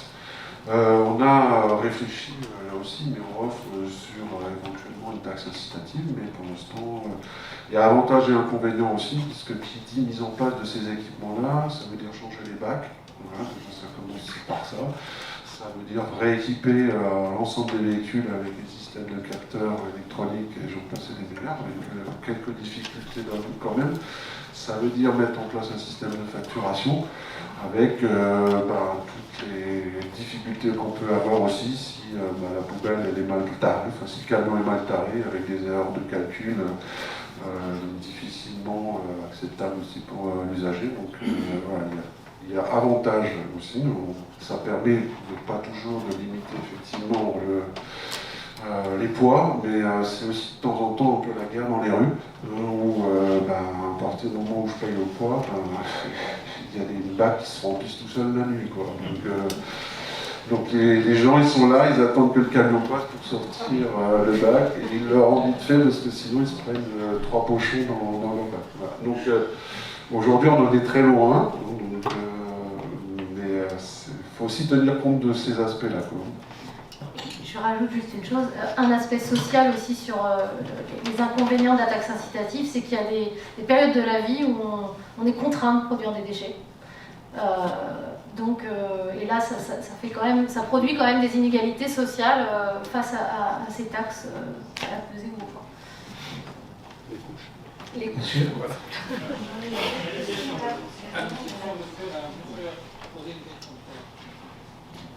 Tout à l'heure, vous êtes passé assez rapidement sur l'aspect de la collecte du verre et des consignes. Parce qu'en fait, moi j'ai du mal à appeler une bouteille un déchet. Parce que la bouteille, une fois que je l'ai posée, qu'elle est vide, en fait, je pourrais la réutiliser. Je peux en stocker 15, 20, 100, 200. Ce qui me pose question, alors que bon, j'ai connu le temps des consignes avec une barbe un peu blanche. Comment cet aspect-là peut être retraité, puisque je me suis renseigné, on m'a dit « Ah oui, économiquement, c'est pas rentable. La bouteille, elle est parfaitement réutilisable, quand je la mets dans la poubelle, elle se casse. » Là, j'ai une interrogation. Voilà. Est-ce que vous pouvez m'aider un peu à répondre à mes questions là-dessus? Parce que je suis dans une société où on jette beaucoup, et là, on jette un objet qui est parfaitement réutilisable. J'aimerais. Effectivement, la consigne tend à réapparaître un petit peu dans le nord-est. Ça demande des chaînes de lavage, de bouteilles, etc. assez perfectionnées qui n'existent plus et qui, j'espère, seront réintroduites petit à petit et qui se développeront petit à petit. Mais c'est vrai qu'aujourd'hui... J'avoue, la question est venue lorsque vous avez évoqué cette superbe entreprise qui est capable de faire des tri de déchets, mais vous l'avez dit presque du cheveu. Donc on est sur des entreprises qui sont capables techniquement maintenant de faire des choses extrêmement performantes. Prendre une bouteille, la trier suivant les dimensions, la laver, apparemment ça paraît insurmontable. Je répète, j'ai vraiment des questions. Alors aujourd'hui, la bouteille verte ne suit pas le même chemin que les emballages. Elle va directement sur son site de production qui est Saint-Gobain, où elle est broyée, mise sous forme de calcin et ensuite réinjectée dans la production. Voilà. Donc on n'est pas sur le même process, ni sur le même coût que le tri du bac jaune. Mais effectivement, on peut imaginer, on peut penser effectivement que c'est dommage d'avoir perdu cette... Rien d'envisageable au niveau de la région, par exemple, au niveau régional Alors aujourd'hui, non, on n'a pas connaissance de projets de remise en place de... Vous pouvez pousser ces projets-là, parce qu'en fait, on a, dans les Deux-Sèvres, par exemple, on a énormément de producteurs de pommes qui vendent des pommes dans des bouteilles en verre qui sont quasiment tous standardisées. et qui pour la plupart les récupèrent déjà. Pas vraiment. Si vous avez tout ce qui est jus de pomme brut, en fait, vous allez chercher directement au producteur, donc c'est là où je rejoins la personne. Oui, mais quand vous allez en magasin, en fait, moi on m'a expliqué, quand on va en magasin, en fait, il faut que les bouteilles aient été relavées effectivement, ils ne sont pas toujours équipés, et en fait, c'est compliqué aussi pour eux, quoi. Et pour les clients. Voilà, enfin, j'arrête sur ce.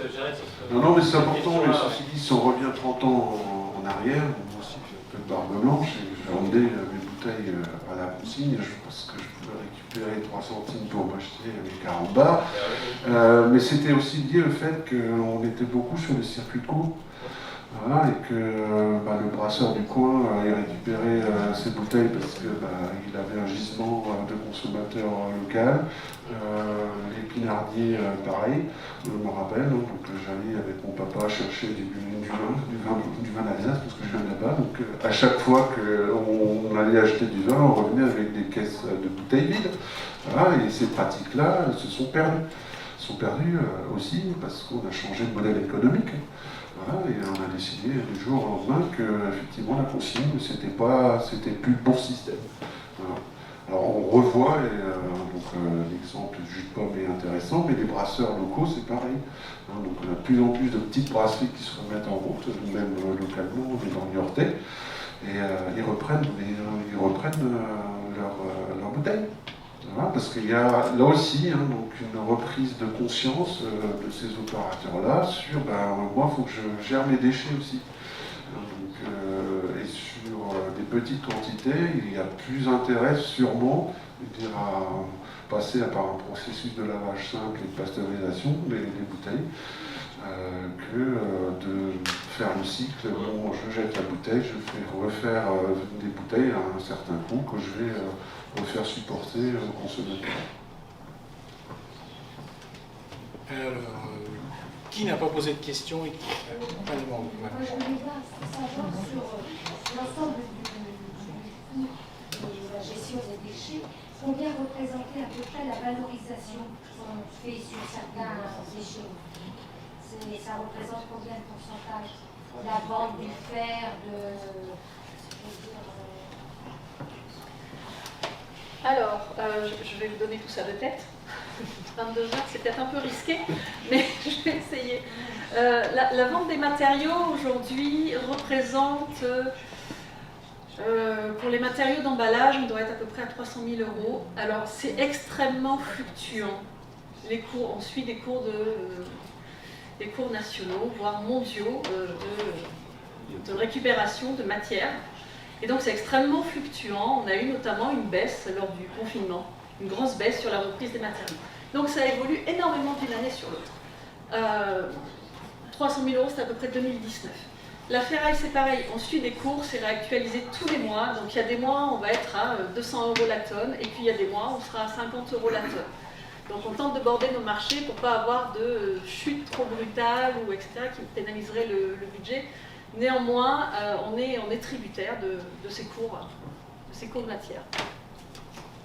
Donc en gros, la ferraille aujourd'hui, c'est à peu près 200 € la tonne. Demain, je ne sais pas. 400 demain. 400, non mais 400 € la tonne. Alors, autre exemple, pour montrer aussi que de l'autre côté, on est intéressé par ces matières premières dites secondaires. J'ai également des marchés de reprise, moi, de mes bacs, de mes conteneurs, parce que quand ils ont 20-25 ans, on les change. Et j'ai des repreneurs qui aujourd'hui sont très intéressés par ma matière, parce que ces vieux conteneurs, ils sont PhD super intéressants pour l'industrie. Donc j'ai une valeur de reprise entre 200 et 300 € la tonne. Donc, et là, c'était fluctuant aussi, mais effectivement, c'est des cours mondiaux et nos déchets sont des matières premières dites secondaires très intéressantes maintenant pour les industriels parce que le coût des matières premières primaires a explosé. Donc, il y a vraiment une recherche de ces matières-là, donc, ce qui nous permet de générer là aussi des recettes intéressantes. Allez-y. Voilà, vous attendez depuis un petit moment. Donc, bonsoir, Georges Dussos. J'ai l'honneur d'être le président de Bazar, etc. Et il y a plusieurs adhérents dans la salle. Nous sommes en partenariat avec la CAN, effectivement, pour être sur le marché du réemploi, et en particulier une de nos caractéristiques, puisque le marché du réemploi, c'est quelque chose de très vaste. Vous n'êtes pas sans savoir que vous pouvez très bien revendre vos vêtements d'occasion sur des sites internet avec une distribution de votre vêtement à l'autre bout de la France ou de l'Europe. Et donc, ça veut dire que le marché du réemploi est aujourd'hui extrêmement diversifié. Il y a des organismes très anciens qui font du réemploi, et je citerai nos amis d'Emmaüs, qui effectivement, depuis très longtemps, pratiquent le réemploi. Mais on peut citer également, dans ce domaine, par exemple de l'électroménager, au l'occasion, à Dessines. On peut également citer une friperie privée à Niort. On peut citer le trio Emmaüs, qui est une émanation d'Emmaüs. On peut citer les ateliers du bocage, qui sont aussi sur le circuit du réemploi, de la téléphonie et de l'électroménager. Donc vous avez sur Niort une offre du réemploi qui est extrêmement diversifiée. Aujourd'hui se développent des matériothèques. Vous en avez une à Niort qui s'appelle Revalor, qui est plutôt orientée pour l'instant sur la matériothèque de produits professionnels, mais qui sans doute va être amenée à se diversifier. Donc il existe un marché du réemploi sur Niort qui est extrêmement important et qui est à votre disposition. Parmi cet ensemble-là, certains ont fait le choix de n'être pas dans l'économie capitalistique, mais d'être dans une économie qui est appréciée et fort développée à Niort, puisqu'il s'agit de l'économie sociale et solidaire. Et donc dans le domaine de l'ESS, bien sûr, sur Niort, il y a Emmaüs, il y a Bazar, etc. Et il y a d'autres structures. Et nous sommes à votre disposition. Et pourquoi nous sommes à votre disposition depuis maintenant quelques années? Parce qu'un certain nombre de gens se sont dit, certes, le meilleur des déchets, c'est celui qu'on ne produit pas, mais le plus intéressant des déchets, c'est celui que l'on va donner pour que justement, il ait une seconde vie. Dans un objet comme ceci, qui est dérisoire, banal, quotidien, vous avez de la matière première. Et M. Hoffman a beaucoup parlé de la matière première. Vous avez de l'intelligence humaine. Vous avez de la créativité. Mais peut-être qu'il vous a servi à écrire une lettre d'amour. Il y a donc de la fête. Ce qui veut dire que quand vous venez chez Bazar, ou que quand vous allez à la déchetterie du Ballon d'Arty ou à celle déchirée, et que quelqu'un de chez nous est là pour vous accueillir en disant, attendez, ce stylo quand même, regardez, il reste peut-être pas grand-chose dedans, mais peut-être qu'on peut en faire quelque chose. On peut en faire une création artistique. Il va avoir une seconde vie.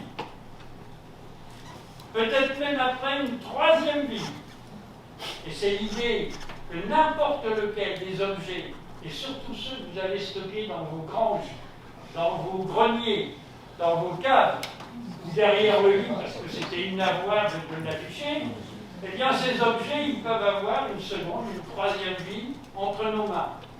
Et ça, c'est important pour deux raisons. La première, ça contribue aux efforts pour réemployer ce que je n'appelle plus des déchets, c'est des abandons domestiques, mais ça n'est plus un déchet, parce que ça devient une source de richesse. Et la deuxième raison, c'est parce que ces objets, ils vont pouvoir servir du fait que nous les vendons après nettoyage, après réparation, après réutilisation, nous les vendons à des prix solidaires. Et que cela est pratiqué avec des salariés en insertion et avec des bénévoles en nombre sans cesse grandissant.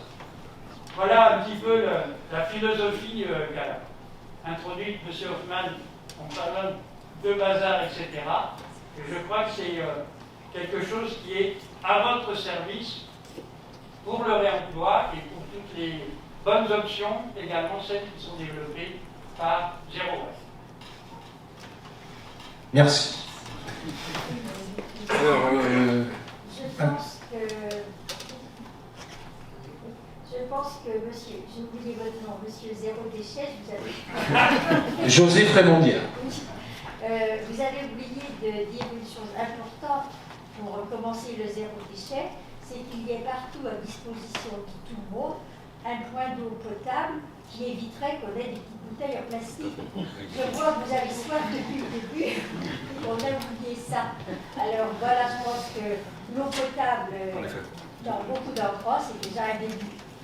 Je suis apicultrice amateur et je vous assure, je vais récupérer les bouteilles parce que c'est le moment de poser des pièges à frelons.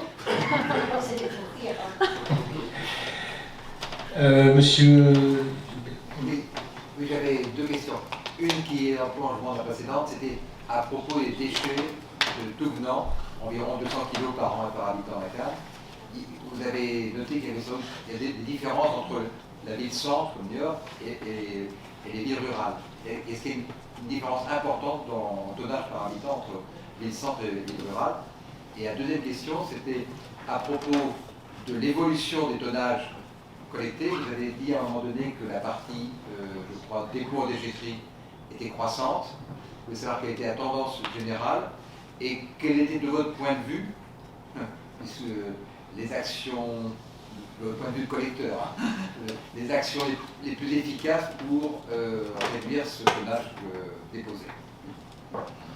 Alors sur la première question, je n'ai pas le détail par commune, donc, parce qu'on a des, tout usager peut venir sur n'importe quelle déchetterie déposer ses déchets.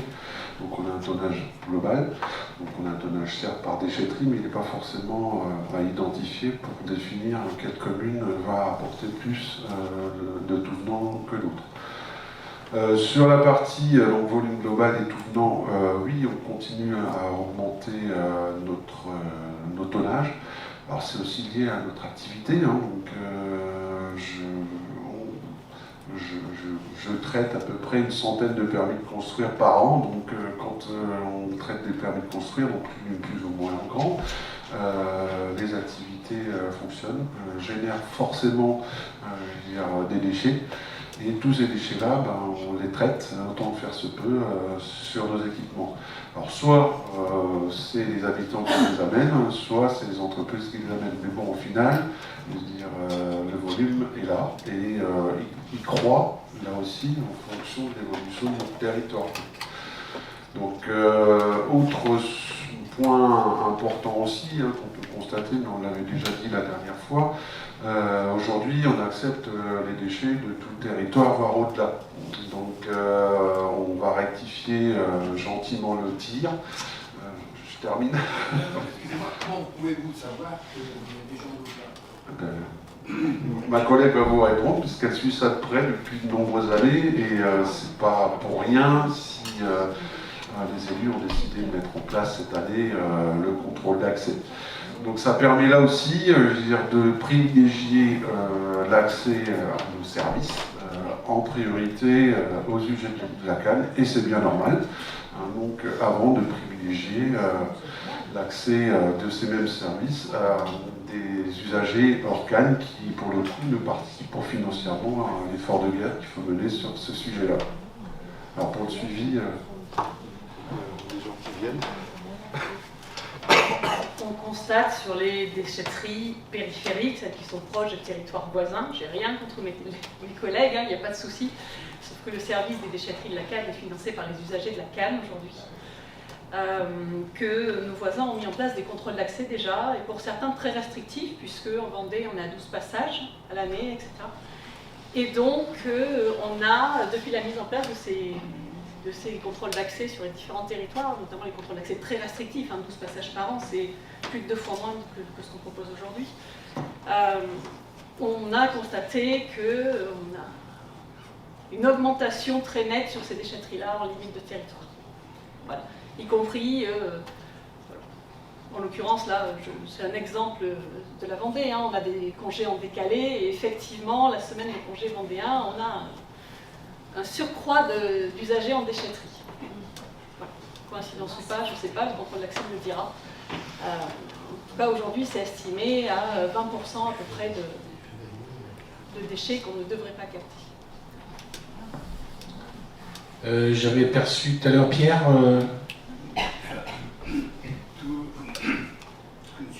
vous parliez de la formation des gens, enfin de l'information des gens sur le traitement des déchets, mais de la population.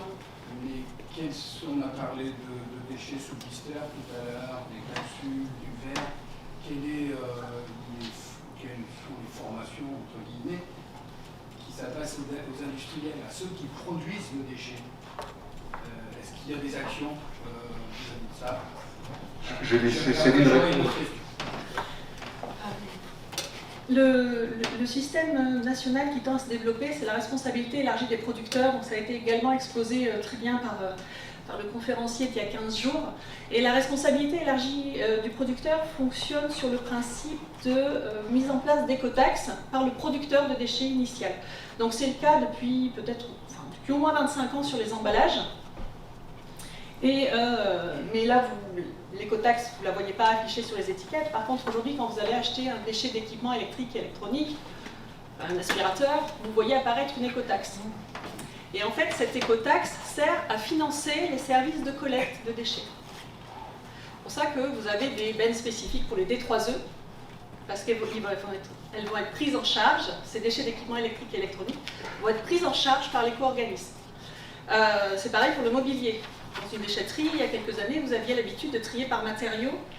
Et d'un coup, on a mis en place des bennes mobiliers. C'est parce que l'ensemble de ces bennes sont prises en charge par un éco-organisme, donc qui est en charge d'appliquer cette responsabilité élargie du producteur, qui va prendre en charge l'ensemble de la benne, la retrier, etc.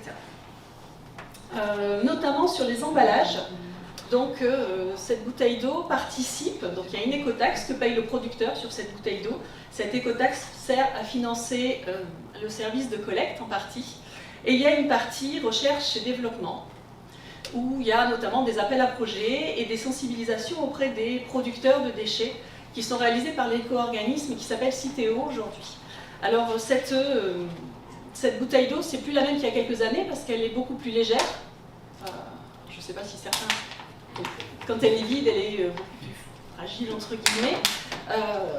Le bouchon est fait d'un matériau qui est compatible avec le recyclage du reste de la bouteille, c'est-à-dire que vous n'avez plus besoin, comme à une époque, de mettre le bouchon à part, c'est intégré. Et l'étiquette est également composée d'une résine plastique qui, avant c'était du papier. Idéalement, dans ce monde idéal, il fallait sortir le papier de la bouteille pour que le plastique et le papier soient mis à part. Aujourd'hui, cette bouteille, vous pouvez intégralement la mettre comme ça. Le conférencier citait les bouteilles de... C'était Whiskas, je crois, hein. Je sais plus. Oui, hein, c'est ça, hein. Ou des efforts oui, c'était des boîtes, oui, c'est ça. La réduction du carton et sur la réduction également du poids de la conserve. Donc voilà, en fait, Citeo va agir sur toute la partie recherche et développement pour alléger et rendre plus facilement, plus vertueux, entre guillemets, l'emballage, c'est-à-dire plus facilement recyclable. Et le professionnel qui aura mis en œuvre ces consignes verra son écotaxe réduite. Donc il y a un intérêt financier pour le producteur. Alors, autre point important par rapport aux entreprises locales, pour le coup, donc on intervient nous aussi en termes de prévention auprès des entreprises pour les aider dans leur choix de la gestion des déchets. Donc on leur présente déjà ce que nous on est en capacité de faire, voilà, et nos limites sur cet exercice-là. Mais on travaille aussi avec eux sur des réseaux d'entreprises de manière à voir si les 3 palettes de cette entreprise-là ne peuvent pas être intéressantes pour l'entreprise d'à côté, quoi. Donc on a mis en place des cafés déchets, on appelait ça comme ça, où on faisait rencontrer un club d'entreprises pour voir si finalement on ne pouvait pas créer localement ce qu'on appelle des bourses aux déchets, puisque souvent au fond de la cour, au fond de l'atelier, il y a des déchets qui traînent et qui peuvent être réutilisables par d'autres entreprises. Voilà ce qu'on fait nous à notre niveau, sinon la recherche-développement c'est pas notre rayon, hein, donc il y a des organismes nationaux qui sont là et qui lancent effectivement des appels à projets pour travailler avec les entreprises pour réduire là aussi leur empreinte déchets. Alors, madame? Je reviens à ce que vous venez de dire. Moi, je constate que depuis quelques temps, pendant très longtemps, j'ai mis toutes les petites boîtes yaourt ou autres dans la poubelle jaune, et je m'aperçois que depuis peu, il y a des logos qui sont apparus. Alors certains, il y a le logo recyclage, et d'autres, il y a la poche noire. Est-ce que c'est parce qu'il y a plein de peintures de toutes les couleurs là-dessus? J'en sais rien. Mais comment ça se fait qu'on retourne? Moi j'ai eu l'impression qu'on retournait vers des boîtages qui étaient plus recyclables. Alors peut-être qu'ils n'ont jamais été, je ne sais pas. On a évoqué à plusieurs reprises l'extension des consignes sur le bac jaune. Depuis 2016, vous avez la possibilité de rajouter dans votre bac jaune les yaourts, les pots de yaourt. Hein, donc ça sera valorisé. Les films plastiques, les barquettes de résine plastique. Tout ça, vous avez la possibilité de le mettre. Aujourd'hui, et c'est peut-être pour ça qu'apparaît un sac poubelle sur le pot de yaourt, j'avoue que je n'ai pas fait attention. C'est parce que la consigne, elle n'est pas nationale encore. C'est en train de se développer. Et je pense que c'est la raison pour laquelle... Enfin, donc ça peut être perturbant. Par contre, effectivement, oui. Tant qu'il n'y a pas une uniformisation nationale, on risque d'avoir des petits décalages comme ça encore. On tend vers une uniformisation des couleurs, une uniformisation des consignes, ça a été acté. Mais il faut du temps pour que les chaînes de tri se développent, pour que les repreneurs se développent. Donc petit à petit, la population nationale, petit à petit, va vers l'extension des consignes. José Frémondier. Je voulais juste poser la question, puisque Zero Waste s'intéresse fortement au plastique, comme vous avez pu le comprendre, et qu'on donne l'impression en fait à la population qu'on recycle le plastique, et a priori ce n'est pas le cas en fait. On estime en France à 26% de recyclage seulement par rapport aux produits chauds. Alors en France on produit 1 million de tonnes de plastique par an, et en fait 40% de ce tonnage est du plastique recyclable, pardon, du plastique d'emballage.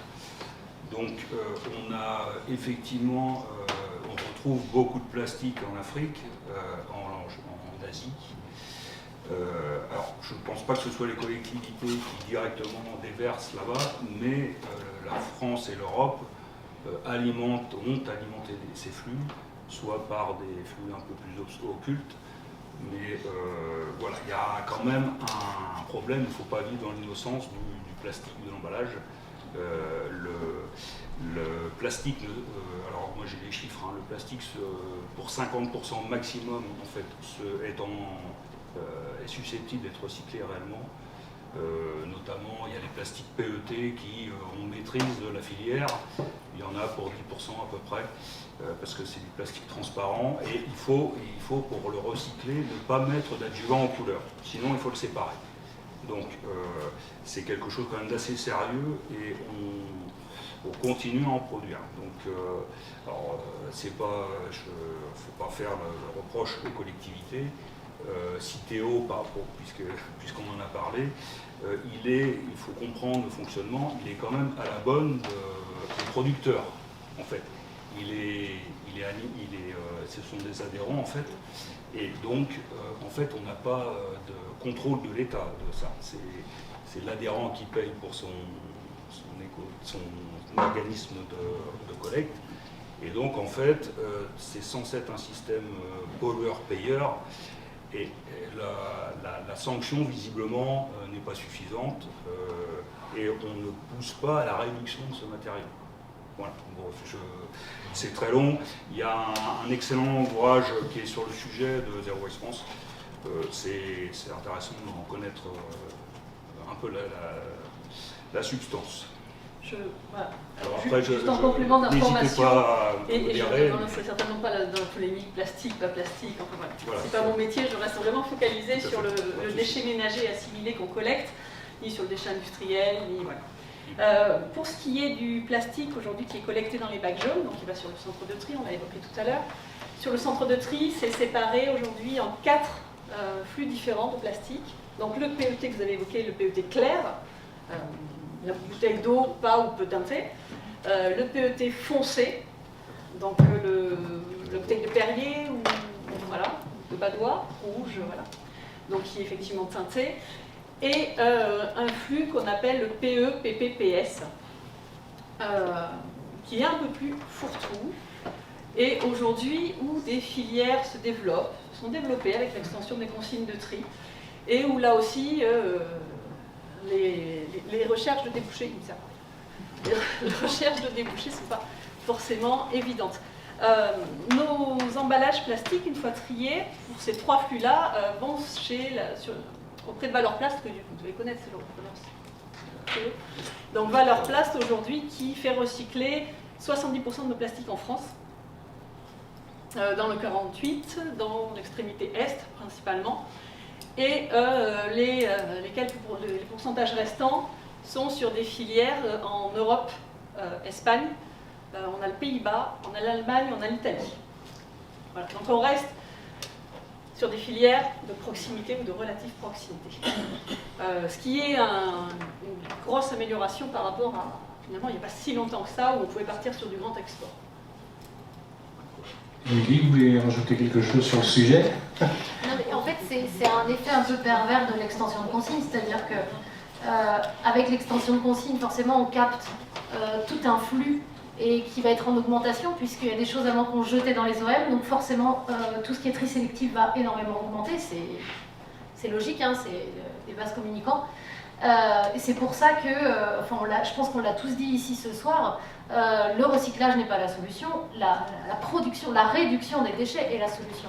Mais en fait, il faut avancer sur les 2 fronts, à la fois capter un flux qui n'est pas à incinérer, qui n'est pas à enfouir, et en même temps favoriser la réduction des déchets. Mais c'est bien, je pense que, moi aussi c'est une préoccupation, puisque mon objectif c'est de comment amener les gens à réduire leurs déchets, mais on est obligé en même temps, en parallèle, de travailler sur le tri, puisque c'est un élément de la chaîne de réduction des déchets, de trier, et donc forcément l'extension de consigne, qui est le summum du tri, en tout cas du sélectif, c'est-à-dire de tout prendre, tout ce qui est plastique on capte, forcément, à un moment donné, les infrastructures saturent.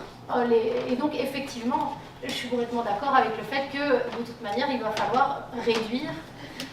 Mais on avance un peu, et parfois on entend même des gens, j'ai vu dans une réunion publique, une dame presque en pleurs, qui disait, mais vous vous rendez compte, après avoir vu une émission sur Arte, vous vous rendez compte que j'ai appris à mes enfants à trier, parce que le recyclage c'était vraiment la clé, et qu'aujourd'hui on nous dit que le recyclage ce n'est pas la clé parce qu'on sature. Et en fait, cette femme portait vraiment l'action écologique au fond d'elle, et c'est vrai, en fait, et du coup il y a un peu ces 2 discours qui se télescopent en ce moment. Et c'est compliqué, en fait, effectivement, quand on parle de simplification, c'est aussi simplification du discours, et puis là on est un peu dans la confrontation de 2 mouvements, et c'est pas antinomique, c'est juste que c'est 2 parties du schéma. Tant qu'on est sur les emballages, j'en profite pour faire un focus très rapide sur le taux de refus. C'est-à-dire qu'aujourd'hui, on retrouve dans les poubelles jaunes 25% de déchets qui ne sont pas recyclés. Ils ne sont pas recyclés parce que, pour différentes raisons, soit il y a une part de plastique qui aujourd'hui n'est pas recyclable faute de filière, donc c'est à peu près 4%. On a aussi ce qu'on appelle les indésirables vrais, une brosse à dents, ce n'est pas un emballage. Un pantalon, ce n'est pas un emballage. Donc ça, c'est ce qu'on appelle les indésirables vrais, il y en a une dizaine de pourcents. Et on a aussi un gros travail à faire sur tout ce qui est déchets imbriqués. C'est-à-dire que l'usager, pensant bien faire, en fait, prend une boîte de carton, à l'intérieur va mettre une boîte de conserve, il crée ce qu'on appelle un imbriqué. Sauf qu'après, ça vient sur un centre de tri industriel et ça finit en refus. Voilà. Donc on a un effort à faire là-dessus, parce que les imbriqués, c'est 10% aussi. Et là aussi, ça mérite des coûts de traitement complémentaires. D'accord. Alors, il est 22h25, donc on va prendre encore 1 ou 2 questions, et puis on va être obligé de clôturer, parce que je crois qu'on est obligé de libérer la salle à 22h30 à peu près. Alors, madame. Je voulais souligner ce qui a été évoqué un petit peu, c'est les habitats collectifs, qu'ils soient publics ou privés. L'information de tous les propriétaires ou locataires, elle ne leur arrive pas. Et ils sont nombreux. Et vous parlez des déchets imbriqués, ça c'est quelque chose, les gens ne peuvent pas le deviner. Il faut leur expliquer. Quand monsieur vous parliez que les nouveaux arrivants, on leur explique, quand on leur donne la poubelle, qu'il y a des explications, les gens qui arrivent dans des habitats collectifs, ils n'ont pas la formation. Après, vous parlez du compost, que ce soit dans la cuisine, s'ils font un compost, où est-ce qu'ils vont le mettre avec leurs déchets médicaux. Et un compost dans un habitat collectif, vous l'avez déjà dit, c'est ingérable. Donc voilà, je pense que c'est l'information dans ce milieu-là, c'est vraiment nécessaire. Alors, je vais vous rassurer, j'espère, parce que j'ai vu de celle Orbita il y a pas plus tard qu'il y a 15 jours, nous avons fait ce constat partagé, donc de relancer un peu plus de communication auprès de l'ensemble de leurs locataires, puisque effectivement, en plus, dans ces équipements-là, il y a un turnover qui est souvent assez important, et il y a besoin donc, de recommuniquer très régulièrement auprès des usagers. Donc on a fait, pour le coup, il y a 10 jours, une barre de la rue Laurent Bonnevet, puisqu'on a mis en place des colonnes enterrées. Donc on a profité pour refaire du porte-à-porte, on a capté tous les habitants pour leur réexpliquer donc, notre nouvelle pratique en termes de collecte, plutôt que d'aller collecter les déchets, les mettre dans le local poubelle, on ferme le local poubelle et c'est sur une colonne enterrée en bas d'immeuble que ça se pratique, mais on leur a expliqué la totalité des gestes et les nouvelles consignes de tri. Donc c'est effectivement un effort important. Alors, est-ce que c'est toujours la collectivité qui doit supporter? Je me questionne aussi. Donc les bailleurs ont aussi leurs obligations en termes de gestion des déchets. Donc c'est aussi un travail qu'on veut faire avec les gardiens, voilà, pour les remettre aussi dans cette dynamique d'information pertinente sur la bonne gestion des déchets et la bonne information donc, très régulière. Allez, une dernière question. Alors, monsieur, je suis désolé, hein, allez-y, mais... C'est le rapport qu'il y a entre l'eau et les déchets dont on parle depuis tout à l'heure. C'est-à-dire qu'on ne peut pas faire un produit sans eau. Un t-shirt, c'est 5 kg d'eau, peut-être plus, d'accord. Et on retrouve ces mêmes déchets par le flux de l'eau. Donc, la question serait la suivante. Est-ce qu'on a le ratio aujourd'hui de l'assainissement des déchets corporels et des déchets liquides qui passent par l'assainissement par rapport au rapport que vous devez travailler vous? Moi, je suis d'arriver sur Lyon, j'étais de la Martinique, c'est quand même une problématique sur une île qui est très très forte, sur laquelle j'ai travaillé aussi. Voilà, l'intérêt, c'est de savoir où est-ce qu'on en est là-dessus, sur Lyon. Je n'ai malheureusement pas les données sur l'assainissement, mais effectivement, pour avoir fait de l'assainissement quelques années, je vous rejoins. Par contre, ce que je peux faire, c'est noter votre question. Si vous avez 5 minutes, on prendra votre mail, on demandera à nos collègues. Ouais, je vous... Alors, bien, pour conclure, en termes d'information, de prévention, je vais faire ma promo, donc je vous ai ramené quelques documents, voilà, donc ils seront à votre disposition à la fin de la séance. N'hésitez pas à nous faire remonter les informations auprès du numéro vert ou même auprès de nos adresses mail. C'est toujours très intéressant de partager tout ça avec vous, parce que le sujet est vaste, on pourrait y passer quelques nuits. Pour autant, voilà, on est très content aussi voilà, de participer à ces opérations-là, d'échanges très intéressants avec la population. Merci à vous quatre, en tout cas, d'avoir participé à cette soirée. Deux petites infos, trois petites infos. Donc, vous pouvez aller sur la page Facebook de Zéro Déchet Pays Niortais. Donc, vous tapez Zéro Déchet Pays Niortais dans le moteur de recherche Google ou enfin celui que vous voulez. Et donc, vous arrivez directement sur votre page Facebook où elle est en libre consultation. Il n'y a pas besoin de se connecter à Facebook. Le site zerowastefrance.fr, enfin c'est ça, hein, zerowast.fr. Vous avez aussi, donc là plus localement, plein d'infos sur le site de la Cannes. Toutes les infos, je pense qu'il est interactif. Oui. C'est téléchargeable sur le site. Oui, mais non, je veux dire par là que si on envoie un mail de mémoire pour l'avoir utilisé, on a une réponse assez rapide. Dans la journée, dans la journée, voilà. La vidéo de cette soirée donc, sera sur le site de upenior.fr rapidement, Tony, c'est ça, hein? Et puis autrement, donc sur le site Upenior, il y a aussi la vidéo de la précédente conférence de Thomas Rogo, pour ceux qui ne l'ont pas vu. Et puis juste à droite, quand on est sur le site, on va cliquer sur... il y a un lien en fait qui renvoie vers son PowerPoint, qui en fait est le déroulé de son cours. Voilà. Merci à tous, et bonne soirée, et à bientôt.